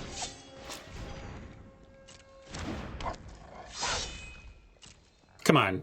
This is where we get land after Oppo goes frickin' 3 spell on us or whatever. Well, not 3 spell. Why didn't we attack? Summoning 6, summoning 6, summoning 6, arrested. That's why?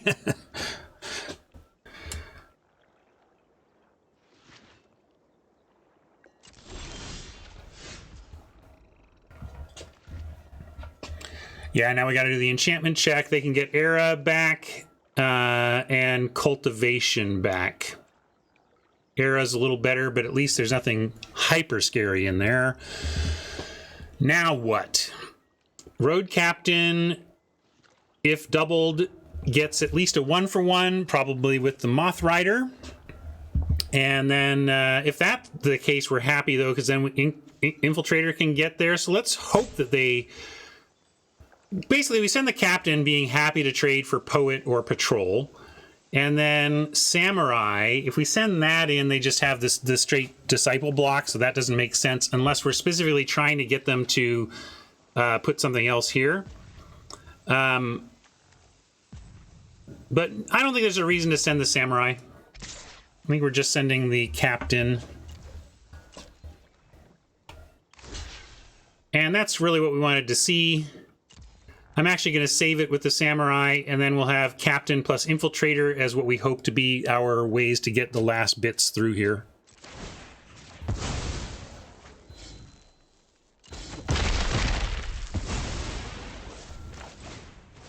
I could not play the Scrounger to have a pump up in case they draw something, but if they drew something like a fight spell, they'd wait till we pumped on attacks anyway. So I'm going to go ahead and play this out. Well, there you go. That's exactly my thoughts, Thor. Against red? Yeah, I'm not sure what I do. Just because anybody who draws a thing that kills this at 2 but not at 4 is just going to wait to do it in response. So maybe you're looking at, is it sorcery versus instant at that point?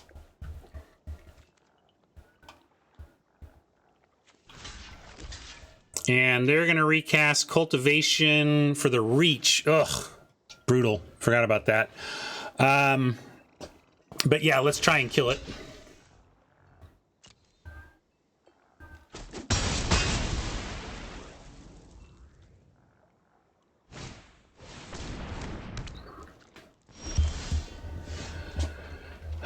Can't just give him life. If we send the Road Captain, they block and kill it. So yeah, unfortunately we're on Disciple Pass. Oppo has stabilized at 6, and we're looking for some of our removal.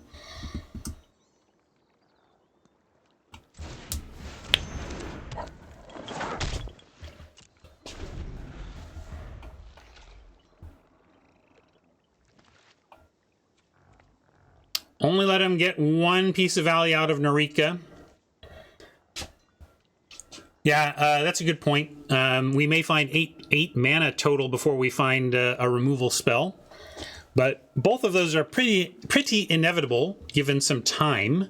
So if we can hit that inevitability before Oppo draws out to mitigate that threat with some other play, we're in solid shape. Like that, for example, that is a play that we do not like to see. That is pretty devastating. That sucks. Boy.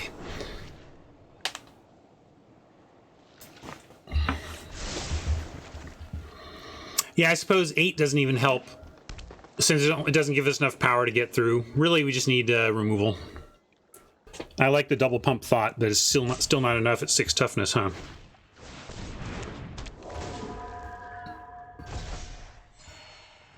Not even fair. Hey, look at what we found. Now, can we beat this with our removal? Hope so. Let's start.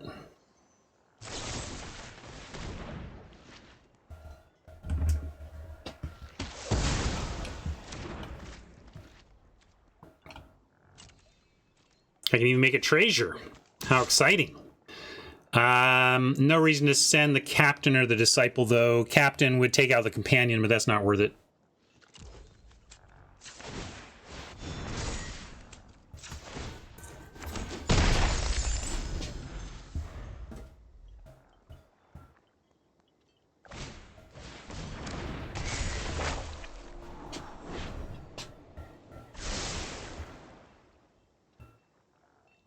I missed that scry. Was it anything on top?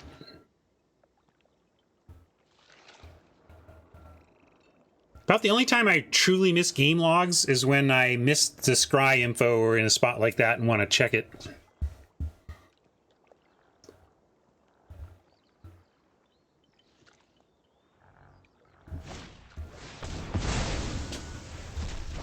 All right, well, they got that, but it's not really the issue. Infiltrator gets us there. Really, I can't believe they didn't, and I don't even want to roll over it to make them think about it, but they should have gotten rid of the Prancer arrest. And I think that would have been better for them. Here we get the Infiltrator attack and pump and the tribute.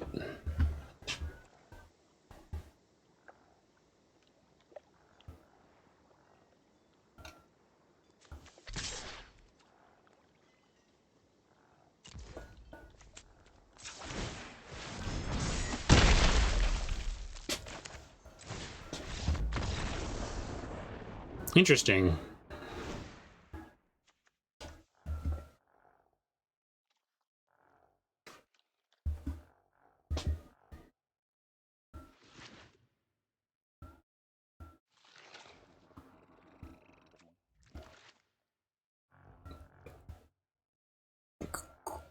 All right. I'm going to run it back. Well, we're playing for gems. Let's see if we can get one more game win. Oh, yeah. See, speaking of a grind.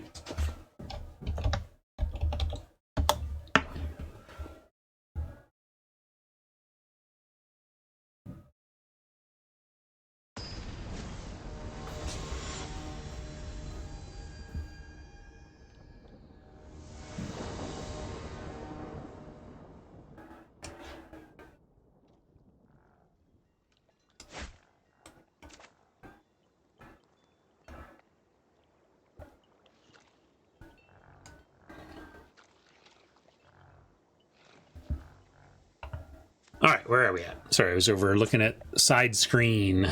We can keep this on the Samurai Arrest strength. We're also on the draw, giving us more chances to find some black. It's a little bit greedy, but I don't like throwing this back with this as a starting point and being on the draw. I think all of that adds up to me for a keep.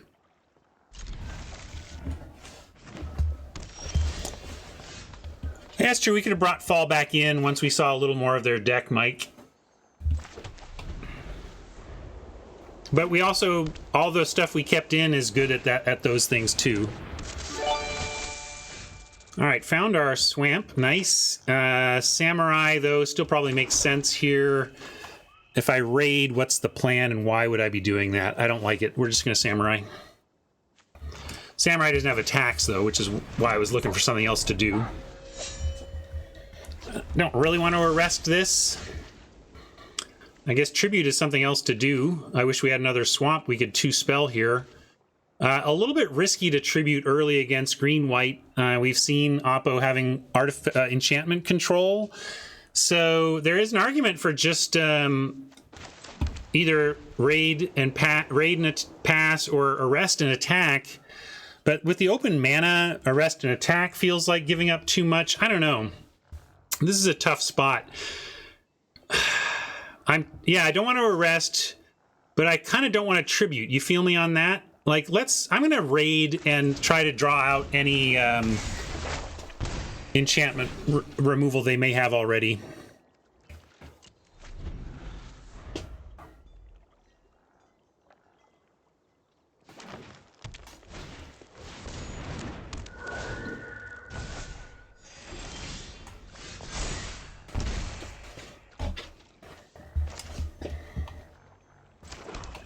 We could embrace up the Samurai, kill this, and then it can trade with... That's not very exciting to just trade with that, though. But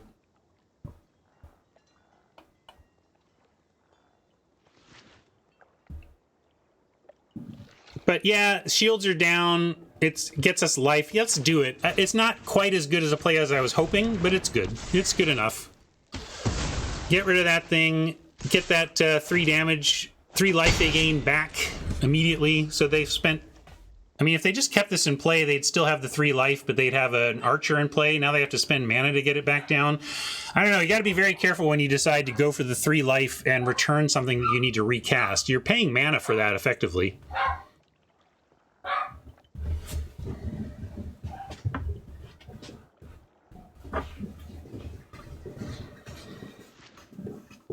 And Mike, with the general principle reminder there that we're not looking to arrest enchantments against this deck because of the ability to bounce enchantments of the Kami.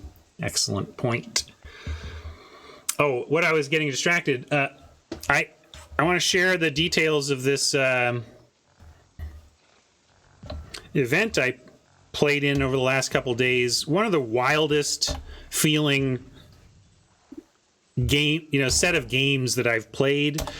If you do choose to check them out, you're going to see many mistakes. I made mistakes, realized it in the moment. I misread cards and made mistakes. So there's plenty of things for you to pick apart in the play on those. But mainly, I trophied, and at least 4, maybe 5 of the games were utter scrappers, utter claw, because the game doesn't have a lot of finishing power. And in at least 3 of the games, I was close to decking. Okay, Oppo's like gone away or something, just giving it to us here.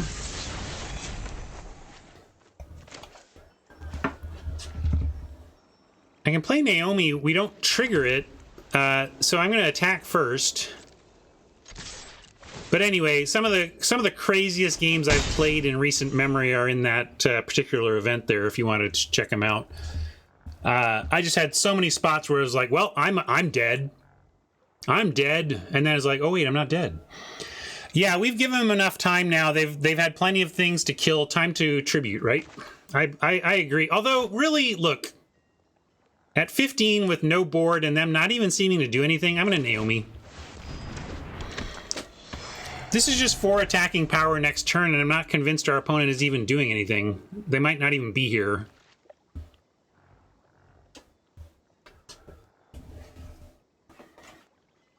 This says, let's get this done now. This says you're playing a long game.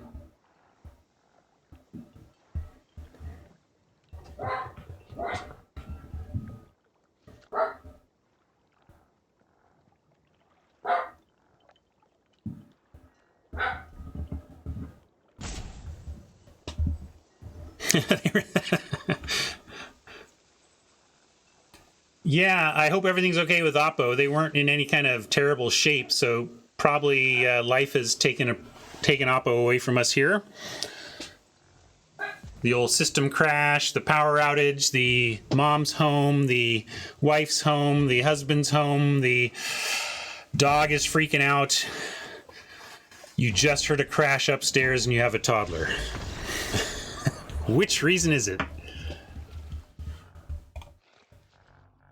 So sorry, Oppo, anticlimactic. I'm sure they were hoping to try and actually beat us legit, and I was hoping to try and beat them legit. But at least we did get extracted some gems out of the event. I'll take it.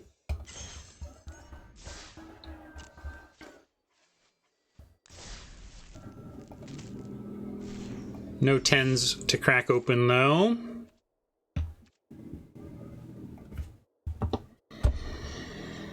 All right. Not profit, but that's hard to do in best of 3. You just try to tread water the best you can until you double up sometimes, right? We did all right on that front. Thanks for hanging out, everybody. Let's see if there's any redemptions. Oh, let's see. I think I gave you a meme, so I'm going to call that. It's Math Core here. Could do... Nope. The... Pick up the pieces, stays on the floor, I guess. I'm going to wait till Math Core's around. But I am going to be talking about this song soon. I don't have a link to the Spotify, but you can find it. This is a cover of the Average White Band classic Pick Up the Pieces, check out the live version if you listen. There's a studio cover that is not super different from the original song, but the live version is great. A lot of showmanship, showpersonship, and Candy just kills it on a sax solo that's totally worth checking out. So sax, Candy is a sax machine, and we'll show you what it's all about.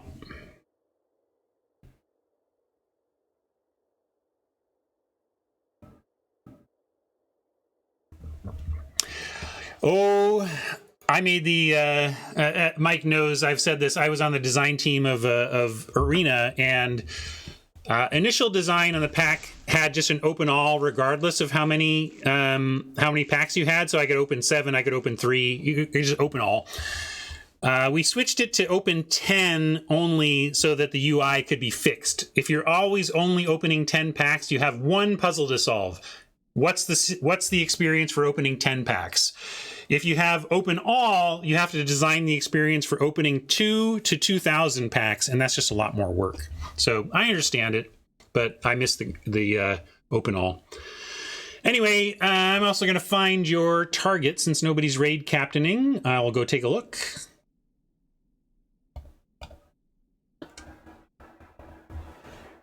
Let's, how about Jamie?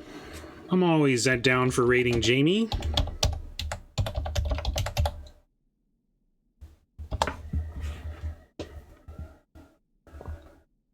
She's great. Nobody's better at paying attention to chat than Jamie. I'm convinced of that. Name somebody who is more attentive to what chat is saying to them than Jamie Topples. I'm waiting.